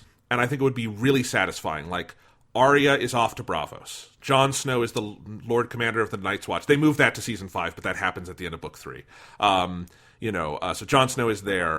Tyrion has killed his dad and is fleeing. He and in the books, actually, they do a lot more interesting stuff with Tyrion there too. So like, it's not necessarily a happy ending, because like the Red Wedding has just happened, everything's kind of, but it is a culmination for everyone. And I've always thought in the back of my head, if George R. R. Martin never finishes the books, I'm just going to pretend it was a trilogy and lop off those last 2 chapters of Storm of Swords, and it's actually a really satisfying conclusion to the story. Because then they book 4 is very much a resetting the table kind of book, and I actually like it. It's very much reacting to the big events, and it's something the show never takes the time to do because they ignore book 4, and season 5 is really bad, and they just kind of try to push on. But books 4 and 5 do a lot of people reacting to all these horrible things that have happened. Tyrion, they fuck up so bad in the show, where he never really has to wrestle with what he's done. They just are like, make some more quips, Peter Dinklage. We're not going to notice that you killed your dad and murdered your lover in cold blood. We're not going to talk about that anymore. That's not a storyline anymore. Yeah, so like it's interesting to me because that totally is, and season 4 mostly nails those elements in terms of feeling culminate, like it's a culmination. But then everything with Arya in Bravos is the worst stuff in the entire series, and I fucking hate it. Except there's also the Dorne stuff, which is fucking terrible, and they made up whole cloth that's not in the books, and it's fucking awful. And so Jaime they fuck up incredibly poorly. Tyrion they just do everything wrong with. Jon Snow, it's okay, but then they also do the thing where he dies and gets resurrected, and they never mention it again, and it's really weird, and I don't know why they did that. And yeah, it's pretty bad. I will say, so as someone who has not read the books and knows very little about them, so season 5, I'm not going to say is a good season or better seasons than other seasons. No, I am going to say, I think it's better than most seasons of Game of Thrones, just purely on the level of it's paced competently in a way that's okay. I like most of the storylines feel kind of dumb, but I think a lot of the storylines have mostly felt dumb throughout a lot of Game of Thrones. We spent a whole fucking season where we just cut to Jon Snow wandering through the wood or through the tundra with some lady, and we also then would cut to Jaime Lannister sitting in a cage having the same fucking 2 conversations with characters over and over again. The show has always been very clumsy at handling most of its plot points. In terms of that, anything that's not whatever's the main focal point for that season is just sort of tossed off, but you still spend 20 minutes per episode dealing with. And so season 5, most of the stuff that happens is kind of dumb, but stuff is sort of happening, and so it's paced in a way that I think I maybe watched season 5 the fastest of any season, because it's just it felt like popcorn television. Not a lot of substance, but I could move through it, which is something where a lot of earlier Game of Thrones is trying to appeal to a prestige TV thing that I don't think it's quite good enough to actually execute on. And then is also trying to do a whole and we have nudity and gore, and trying to do a popcorn TV trash kind of show, but it's not doing that well enough either. So it just can't find the balance until season 4, where it finds it in pockets of episodes, like episode 9 of season 2. And season 5 is just this is a trashy fantasy soap opera. I can watch that. And season 5 does have at least 2 really good threads, which is, I think, that's one of the best Jon Snow seasons. Yes, it is, yeah. When he's Lord Commander. And it's got Hardhome, which is hard to beat in terms of the just the production of battle choreography. And also, I think Hardhome comes closest to the Blackwater thing of telling a self-contained story through battle. Absolutely. The arc... character depth within it, not just it's a cool looking battle. Yeah, because there's that woman who's that wildling mother who dies at the end of the episode, and she gets a full character arc in that one episode, and it's more than Arya gets in 3 seasons. And it's one of those situations where Game of Thrones is interested in kind of paying off setup, where it's okay, we've been building up the White Walker stuff. Let's go full in and actually pay off some of that and show the Night King and show how devastating these things are. Have a cool fight where you get to have they explode into ice because he's got the cool sword. All that's that's a very good episode. Yes, that's really good. And then also Cersei's story in season 5, I think, is really good. And it's still good in season 6. Because that also is the season that ends with her doing the naked walk. And that's one of Lena Headey's best acting moments. Although it's actually just her head on someone else's body, which is a little distracting. But because you can the CGI is not great. But although that is one thing where, because I looked it up, and that the Faith Militant stuff, all that stuff is in the books, right? That Walk of Shame and that stuff is there. Yes, more or less. There's some differences, but yes. Yeah, so because that was actually one of the things that I was kind of surprised at, because I'm sure probably in the books it's set up better. In season 5, that just feels like it comes the fuck out of nowhere. No, it's there from the beginning. George R. R. Martin is really invested in the religions of Westeros, which the show mostly just has as kind of wallpaper. He does a lot more with it. Okay, yeah, because that was something that when I looked it up, and it was this is something they just made up, because it has never ever come up before. And then it's oh no, it's in the books. That's weird, because this is just all of a sudden this whole thing with the 7 gods. I keep on thinking of the 9 divines from Elder Scrolls, but it's not that. It's 7 gods. But it's their sort of pseudo Christianity kind of thing they're doing, And it was like I think it's a fine plot thing on its own, and it gives Cersei one of the more satisfying plot arcs of any season so far, because it feels like, okay, like this is something that this character is sort of consistently dealing with, that is new for her, which is like Cersei has mostly just been kind of fairly static for most of the show, and so it's cool to see her get to do new stuff. But it was like the setup for it was just so fucking just bolt out of nowhere. Oh, and there's this whole religious cult that has an absurd level of power within this culture that we have just never really mentioned before. They're just they were just there, and then now they have enough power to kidnap two queens and keep them locked up. Like, fucking really? Okay, I guess that's a thing they could do. That's weird. Yeah, it's because in the books they also get into the whole mechanic is Cersei invites them in to and gives them all this power in order to shore up her power, and it backfires. But that's also tied into something in the books where Jaime, at the end of book 4, which is roughly when Cersei is in prison but before the Walk of Shame, Jaime literally burns his bridge with her. Like, he gets a letter asking if he can come and be her champion to get her out of this scenario, and he burns the letter, and he's done. And in the show, they're still going back and forth on, does Jaime love Cersei? I don't know. We're going to flip a coin this episode. Oh my god. Like, Jaime Lannister is so close to being a very good character in the show. Yeah, and then he always anytime is. Cersei comes up, it's something where it's like, you can't convince me that these two characters are like so deeply in love that they would constantly just fuck up everything about their life because they live, like, it's some dumb like Romeo and Juliet style thing, except for we never saw them as kids. Like, we never saw that happen in the show. I assume in the books there's probably like where they communicate that through narrative and stuff like that. They have inner monologues, so yeah, exactly. Like in a book form, it's much easier to do that. Game of Thrones thinks that flashbacks are like anathema on the TV show, so it's like they just never do it. Until a character just gets magic time traveling powers, and now we can have some flashbacks. But yeah, they mostly, when they do flashback material that would be flashbacks, it's a character giving a very intense monologue. It's usually pretty well done, but it means that there's like there are things that we need to be shown, I think, in a cinematic format for us to actually buy it as an audience. And the Jaime Cersei romance is one of those things that the show just never tries to establish in any way.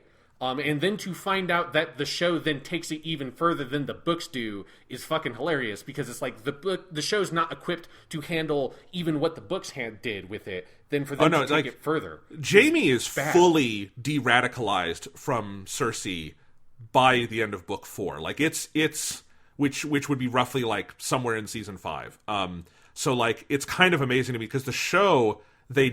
I'll just spoil. They never really. He dies in Cersei's arms. Like, it's stupid. I knew that in the show. Yeah. So it's a very weird choice they made. But yeah, then just season 5, and then a lot of this carries over into season 6. I hate everything with Arya and Braavos. Hate. You're coming up on one of my least favorite episodes of the series in season 6, which is her. I saw episode. Richard Grant in one of her episodes, and I was like, "That's Richard Grant." He's cool. I know. I wish it had been better. Hate all of that. I hate everything in Dorne because it's awful and it looks like it was shot on a fucking porn set. It's so low rent. Exactly. It's a trashy fantasy soap opera. Like, it's basically like that Spartacus show that Starz made around the same time, like a little bit earlier. It's like it's one of those shows. It's like, if it wants to be that, I think it should be that. And I think season 5 is sort of successful about it. Then season 6 just goes totally off the fucking rails as far as I'm concerned. Season 5, you're still in the depths of Daenerys and Meereen too, which is bad. God, Daenerys. That's another character they just. I'm curious. We haven't mentioned her yet. Yeah, so because she's not relevant to any other part of the show, so it's like at least that's the one thing that is like I do really like about having Tyrion in that side of the show, is that it makes it feel like, oh, Daenerys gets to be relevant to something. That's cool. It's not just like every fucking 12 episodes somebody in Westeros mentions, and there's a lady that has dragons. It's like, okay, good. So other people in the show are aware that like all this crazy shit's happening. Yeah, she's a character that obviously, my reading of it is affected by the fact that I know that eventually she destroys all of King's Landing with her dragons and just kills a bunch of people. Like, I know that happens, so I know where that goes, so I can't like forget that information. And there were stretches of the show where I was like, that's clearly where she eventually is going to go. I think like for most of like seasons 3 and 4, that felt like she's a character that has whenever she has access to power, she is so self-righteous. She thinks that she's doing something good, and she is helping people. Like, getting rid of slavery is nice. She's not doing it because she's a good person. She's doing it because she likes to enact her power and express her power on people because she was powerless for most of her life. And then she just happens to have a very, like, rigid moral compass. That means, like, we can, like, just sort of, if I just take over with an army and say slavery is done, problem solved, like, we fix slavery, and then as soon as life is not as convenient as that, she just starts murdering people violently. And that, like, for a good stretch of the show, that felt like a very, like, significant, stable, logical characterization that was consistent. And then it slowly started to be like, one episode she feels like that, another episode basically feels like one episode they're critical of the white savior bullshit, and then the next episode they're like, no, we're just full in on it. And the last thing that happened with Daenerys was her burning all the cows and then walking out of the fire and being like, nope, yep, this is like, it feels like they're no longer framing this as something that's meant to be like haunting of like, yeah, this action is maybe justified in the moment, but there's going to be a time when it is not. Like, that felt like they would do scenes like that, and that's where the trajectory was. Now it just feels like no, they're just full in on her. Like, they just think that she's really cool because she's got dragons and she can kill people. And see, I never for a second thought the show was critical of her. I think you as a reader of the show, watcher of the show, can think that. I think the show has always been 100% all in on, look how cool this white lady is, look how cool these dragons are, look how cool all these, black and brown hands lifting her into the air are. Like, yeah, that seems something. But like, I just think the way it's directed and the way it is scored and the way it is put together and written, I never felt the show was in on that. And that's, I think, part of why fans had such a violent reaction to the end of the series, was because the series, I don't think the series itself ever cued that as clearly as a lot of people want it to have cued it.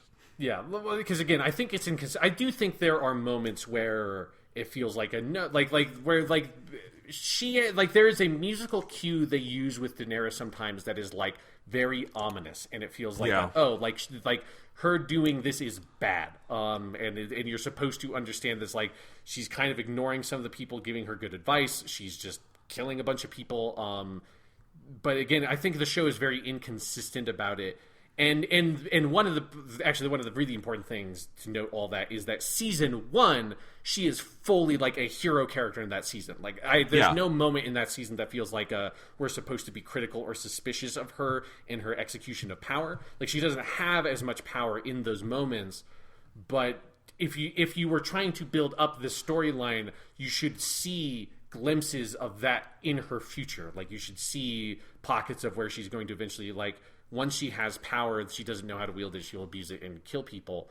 Then they, like, season 1, she is not that at all. Like, season 1 loves her as much as the rest of the show loves Jon Snow and just thinks, like, this is a hero character, or loves Tyrion. It's like, he's just a hero. Like, these are, like, for all the people that think, like, or have talked about Game of Thrones having, like, oh, it's so, like, psychologically and morally complex. It's like, no, there are, like, really clear markers for everyone except for Daenerys that it's like, this is a good person or a bad person. You root for this person or you hate this person. Daenerys is the only one that they don't do that with, but not in a morally complex way, in a way that the show doesn't know what the fuck it's doing with her.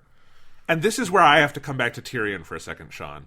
Because I think part of the yes, putting Tyrion in that world ties her to the rest of the story in compelling ways, and I think Peter Dinklage and Emilia Clarke are really good together. Yeah. But Tyrion is lifted up as one of the voices of reason and morality on the show.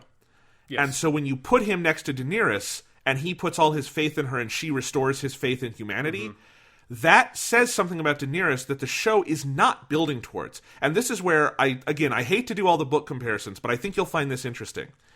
In the show, Tyrion is a little drunk and a little sad after killing his dad, but that's pretty much it, right? Yeah. He does not change as a character much. In the books, when Tyrion kills his dad, right before that, he is not intending to do that. Or kill Shay, the whore. What happens is that Jaime frees him, same as in the show. So Jaime comes and gets him. But instead of Jaime and Tyrion having this tender moment, Jaime gives a little revelation in the book, where he reveals, so there's that whole backstory we get from season 1 where Tyrion explains how he was in love with that woman, he got married, and then his father revealed the woman was a whore who was hired. Yeah. Do you remember all that? Mm-hmm. Jaime reveals that was a lie. That woman was never a whore. She really did love Tyrion, and Jaime and his father made that whole elaborate thing to make Tyrion feel bad about himself. And this completely rewrites Tyrion's relationship with his family. He lashes out at Jaime. He promises revenge on Jaime and Cersei. Then he goes and kills Tysha, the whore, just purely out of spite. He murders her. He does not. It is not a fit of pee. It is.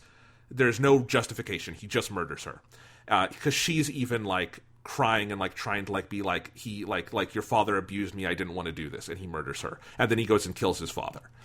And then through the next book, he is in a murderous rage. He wants more revenge. He hates the world. And part of what he has not actually met Daenerys in the books yet, but he is on that path. And part of the implication, because he is actually not just meeting Daenerys, he is building an army of mercenaries to offer to Daenerys. And so I think the whole implication in the books is that he is going to Daenerys because he sees in her the power he wants to burn down his family he is so angry at. And that completely changes the trajectory of where Daenerys is heading, because what that's going to cue you as a reader is that Tyrion is getting in bed with this woman, metaphorically, for all the wrong reasons, whereas in the show they portray it as she's the person who gives his life meaning. This is what I mean by when the show goes off book, it doesn't understand its own identity in any way. Yes, that makes so much of that subplot in the show make more sense. Is a weird way to phrase it, but it makes sense of why it feels so disjointed and odd, and how it's not something that's actually properly built to. Because yes, I think you're right. I think that's one of the things that makes it feel very inconsistent. Is there are moments where the show is oh, this is ominous and she's murdering these people, and then Tyrion comes in and. Yeah, no, the way the show portrays it is Tyrion's just yeah, he's in the right, and it's he's so it's bad that he kills Shay. Well, the one thing that the show is not clear on is how much of a relationship she had with Tywin. I think it's I think that ultimately the show's version is probably fairly similar to what the books are technically, of that oh, she didn't want to do any of that, really that she was tricked, and she actually does or love Tyrion. The way the show actually just visually presents it, though, doesn't give you any confirmation. No, because and allows you very easily to read that into, oh, Shay was hired by Tywin the whole time to do this. That was something that's is that what's going on? And there's never any questioning of it properly. And any confirmation of what that relationship was. I always read it in the show as that Shay just gets angry at Tyrion in season 4 for trying to kick her out. Yeah. And she shacks up with Tywin, and it's just purely spite between them. Whereas in the book, it is Tyrion has this whole inner monologue where he cannot trust this love, and the ultimate reveal is that Shay probably does love him, and that's why he murders her. He can't take it. Tyrion is a really dark character in the books, and he is not in the Tyrion is the voice of reason up to the series finale where he gives the monologue that ends the show. It's a very different thing in the show. He is unobjectively in the show a good, capital G, good character. He's a good person. He's the person you're supposed to root for.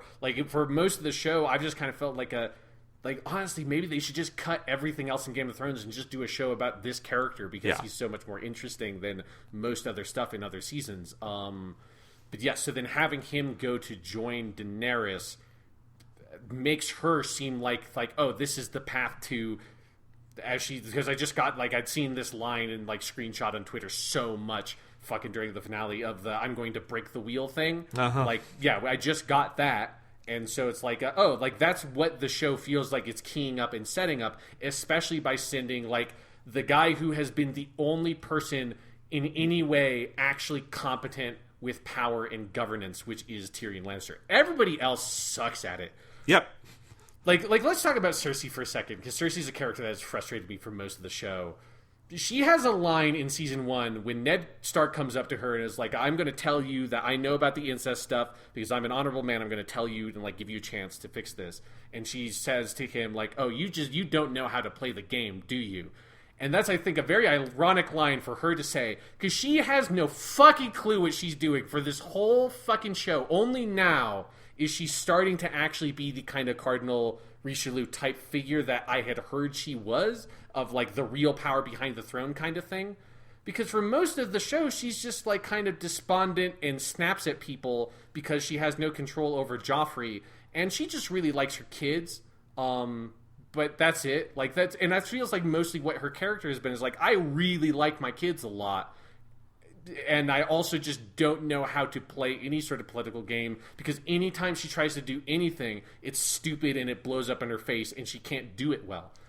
Like down to, I'm going to like incite this whole religious cult and give it a huge amount of power, and it's going to immediately blow up in my face because I have no actual ability to control them in any way. I just think I do.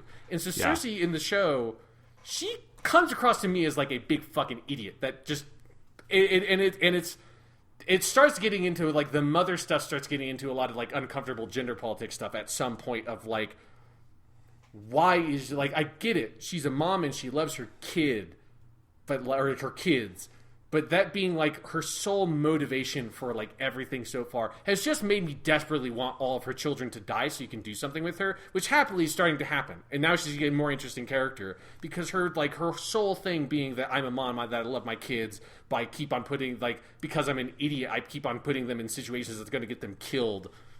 Ugh. It's frustrating. Cersei in the books does not become a POV character until book 4, so post season 4, post Storm of Swords, and that means you only start hearing her thoughts and everything after like Joffrey's death and and Tywin's death.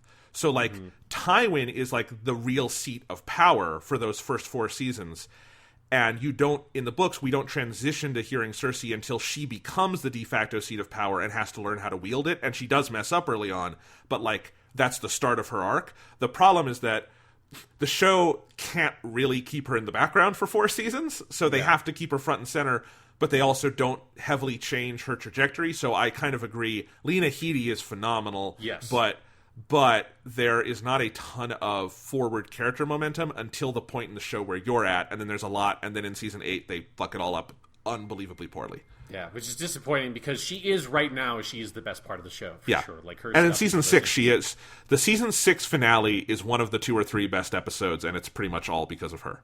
So cool. I'm looking forward to that. I'm very excited for Tommen dying. I can't wait for him to die. He sucks. He's got a good death. I'm excited. Yeah, I'd like some good deaths. Let's talk about who is, to me, the most beleaguered, useless, frustrating fucking character in the whole show. Sansa Stark. Poor Sansa. Oh my god. You spend 4 seasons with this fucking girl trapped in this, like, relationship with, like, first, like relationship with Joffrey, where she's trapped in the Red Keep. She's sort of the plaything of this sadistic motherfucker, and just, that's it. And then at the end of season 2, she gets this offer from the Hound that's like, I will take you out of here. And this is a good example of what I was talking about earlier about like every fucking scene has to end on a cliffhanger.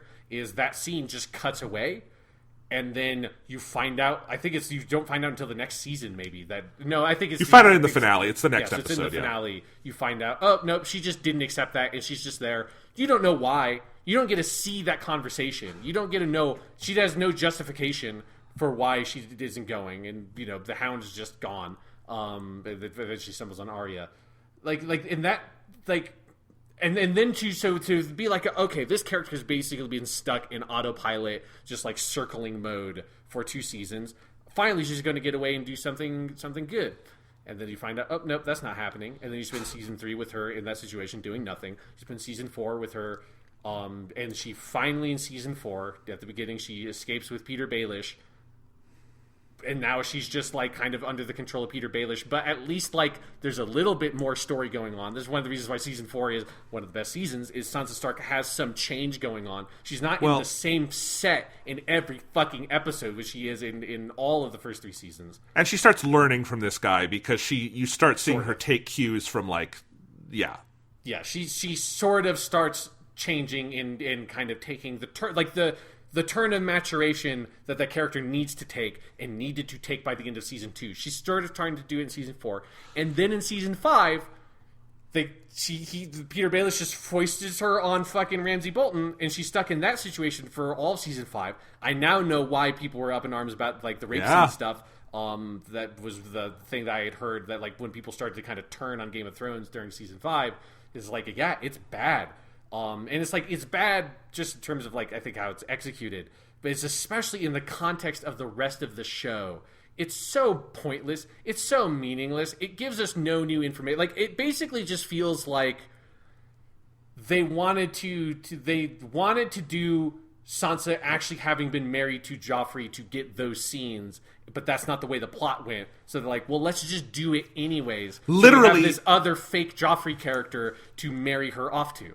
Literally, because none of this is in the books. Because, so, Ramsay is my mortal fucking enemy. I hate that character. I hate everything that character represents. I think it is the nadir of the show until you get to Euron Greyjoy, who is just Ramsay too. And I Ramsay met is Euron Greyjoy now, and he's done. Oh my, fuck that. Yeah. But like, at least he's not around for 5 seasons. Like, it's just the show clearly was so in love with the sadism of Joffrey. But Joffrey dies. So to replace Joffrey, they introduce Ramsay. Now, Ramsay is in the books, minor, like, background. He occupies a similar role, but we don't see a lot of him. So, like, he's effectively a created character for the show, the way they use him. And, like, because in the books what happens is it's all from the point of view of Theon as Reek. And there is a totally different character who gets married off to Ramsay and is raped, but it's portrayed through the eyes of Theon, who is basically raped alongside her by Ramsay. And the show replaces that character with Sansa. So, like, we're on this upward trajectory. And as you say, it's in fits and starts, but at least it's heading in the right direction with Sansa. And then it's like, nope, she's going to get raped. And in season 8, which you haven't gotten to yet, she's going to say that it was a good thing because it made her into a woman. And it's so bad. Just prepare. You think I'm exaggerating? I'm not. I'm not. This show loves rape, and it loves torture, and it loves it far too fucking much. And I think all the stuff with Ramsay is just the nadir of that show's sadistic qualities, which are so over the top. And it is something that feels mostly pointless. Like, yeah. It's, like, there's no real constructive stuff done by cutting to him in that bullshit all the time. And so, like, Sansa is being married to him is a justification to keep on cutting to that character, to the point where, like, the show is as invested in Ramsay at this point as it was in Joffrey when Joffrey was king. But there's no depth to that scenario. There's no, like, political interest in it. It's like, the Starks need to take back the North, but it's just so far off and just not really concerned for me as a viewer at this point. It just feels weird and frustrating. And again, they take this character that was on this upward trajectory and just kind of resets her. And like, here we go. You get back into captivity, as the plaything of some sadistic motherfucker, which is going to make it even worse now because you're actually married to him. And then the rest of the series The rest of the series for Sansa is her having the right idea in every scenario and the men not listening to her, and then her fixing the situation and the men taking credit for it, and that will go on through the series finale. And the thing that's frustrating is that because they spent so long getting Sansa to this point, I just can't care about her character. Like, I just can't. It's like, you can... Again, any reasonable show would have started doing what the show is doing now with Sansa midway through season 6, around the beginning of season 3. Like, that's where this needed to happen. Or you just don't cut to her for, like, you spend a whole season not cutting to Bran. Just don't do any Sansa stuff if there's nothing to be done. Like, don't make her a focal point character of multiple scenes in most episodes. There's nothing to do with her. Yeah. It's so infuriating. The one more thing on the Ramsay thing is you're like, most of it's pointless. It is because the theoretical reason for, like, narrative agency of why you would cut back to Ramsay and show him do something horrible is to establish that he is bad and sadistic and is a villain who must be taken down. The problem is Game of Thrones thinks we need to be reminded of that every other episode, and we don't. Like, once he's cut off Theon's dick in season 3 in that awful scene, like, we never need that again, right? Like, we don't need more of it, but they feel like every episode or so, like, because there's also the whole thing, I think this has happened where he kills Asha, the wildling woman, Yes, and she yeah. just like they constantly That was the most like comic book crossover as bullshit of let's bring back this like C tier character that everyone's kind of forgotten about just so we can kill her to make him feel more evil. It's just like I had honestly forgotten that there was another Stark kid running around somewhere, and because it felt like the show had forgotten about it until you bring him back and then he just murders her. Yeah, and it's also sexual violence because she's like trying to seduce it. So it's like. Yeah, it's that's the bad stuff. Yeah, no, it's all that stuff's really frustrating. That makes me realize we had never on the podcast actually, because we talked about this off the air. But yeah, the Ramsay Bolton stuff in season 3, where he's introduced with him and Theon, is maybe probably the worst subplot I've ever seen in a TV show. Because all it is every episode you'll just cut to a scene of Theon Greyjoy, a character that the show just doesn't know at all what it wants to do with. I'm amazed that he's still in the show. Me too. How has he not been killed at this point? It's just fucking pointless. He got back to the Iron Islands. Great. Like, fucking God. Like, I really was so rooting so hard when he escaped with Sansa that he was just going to get it. Like, I'm going to hold them off and then get killed. Because he does the I'm going to hold them off thing. But then he survives. It's like, why? Just I hate. Kill him. Some people love Theon, and I don't get it. I think he's one of the worst characters, and the show, outside of season 2, and even then they do it very clumsily, never has a direction for him, and it's awful. Like, Theon Greyjoy is one of those characters that, like, when I'm watching the show, I feel actively bad for the actor. Yep. He has to play this material. Like season 3, he is strapped to a fucking cross for 10 episodes. Yes, for no reason. To get back to the season 3 stuff, why you started talking about this, because you're just constantly cutting to Theon Greyjoy like being tortured in this basement by a character we have never seen before. We later find out that he's Ramsay. In the moment, we don't know who he is. We don't know why he's torturing Theon. We don't know any of like. It's like, is he like torturing them because it's like he's fighting for the Starks? Is it one of the Ironborn that's doing like what the fuck is going on? They spend the whole season just extending that out over and over again. Every fucking episode you will cut to it, getting no new information. Like there's no economy of storytelling going on. It's just here's another scene where we get to have some fucking torture porn going on. And like in any kind of narrative function it could serve is cut in half by the fact that you don't know most of the characters in those scenes. You only know Theon Greyjoy. And it's like, this is something you can do for like the first 30 minutes of Saw. You can't do it across an entire season of fucking television. And that's how you're introduced to Ramsay Bolton as a character. And it's like, so bizarre. It's such a botched execution of a dumb idea. It's just like fucking ridiculous. And so you get this actor who signed on to Game of Thrones to be like oh, I'm like a cool like sword guy who's maybe doesn't love being with the Starks. But then in season 2 he's just like, I'm full with you, Robb Stark, King of the North. Like we're brothers. And there was some tension in season 1 about me not being a real Stark by name, but that's never addressed again. And I'm totally with you, and now I'm going to go to the Iron Islands to recruit my people to bring you to your side, and then I'm just going to betray you for no reason. It's like, nope, I'm just going to betray you for the Ironborn motherfuckers. It's like, so just random bullshit twist, and then that character has been ruined so thoroughly, and I'm so frustrated that they, like, why use the cool wildling lady from the early seasons as your cheap death? Just kill Theon. Please, for the love of God, just kill him. He makes it almost to the very end. You've got a lot more Theon, and it never gets good. That's fantastic. Yeah. He's got a stupid death, too. People thought it was cool. It's fucking dumb. Anyway, yeah, that was a big bitching session about Game of Thrones. It's a frustrating TV show. Like, it's got so many good elements to it, but it's like... Again, there's something hilarious to me about watching that show and then also watching Mobile Suit Gundam. It's like, if you could just, like, get 1% of, like, the narrative economy and, like, insight of Gundam and sprinkle it onto Game of Thrones could be such a good TV show. As it is, it's just such a meandering fucking mess that has moments of greatness every episode, but is just immediately spoiled by cutting to something you don't care about, that it has no idea what it's doing with, and it's just constantly fumbling the fucking ball over and over and over again. It's just a TV show that's like constantly falling flat on its face, and it's just buoyed by good source material and a lot of production values. Yep. I am excited to hear your thoughts on the final 2 seasons when it gets really bad. Yeah, I'm curious to see, I'm so close to the end that I'm fully committed at this point. There was a moment early on in season 5 when I think I'd watched the first 2 episodes of season 5. I think I said to you, I'm not sure if I'm going to actually go through with this. And then I was like, once I finished season 5, I was like, nope, I'm so close to the end. Once I realized that I effectively am almost done, because the last 2 seasons are not full seasons, it's like, well, shit. Now I'm committed. Now I have to see for myself, for realsies, with all the context. I need to see what happens in the last few episodes. Yep. I'm excited. Our listeners are excited, I'm sure. Sean, are you excited for Benioff and Weiss to do a Star Wars movie? Oh, God. Oh, God, no. For the love of God, no. Yeah, all right. We'll be back next week. We'll talk about something fun.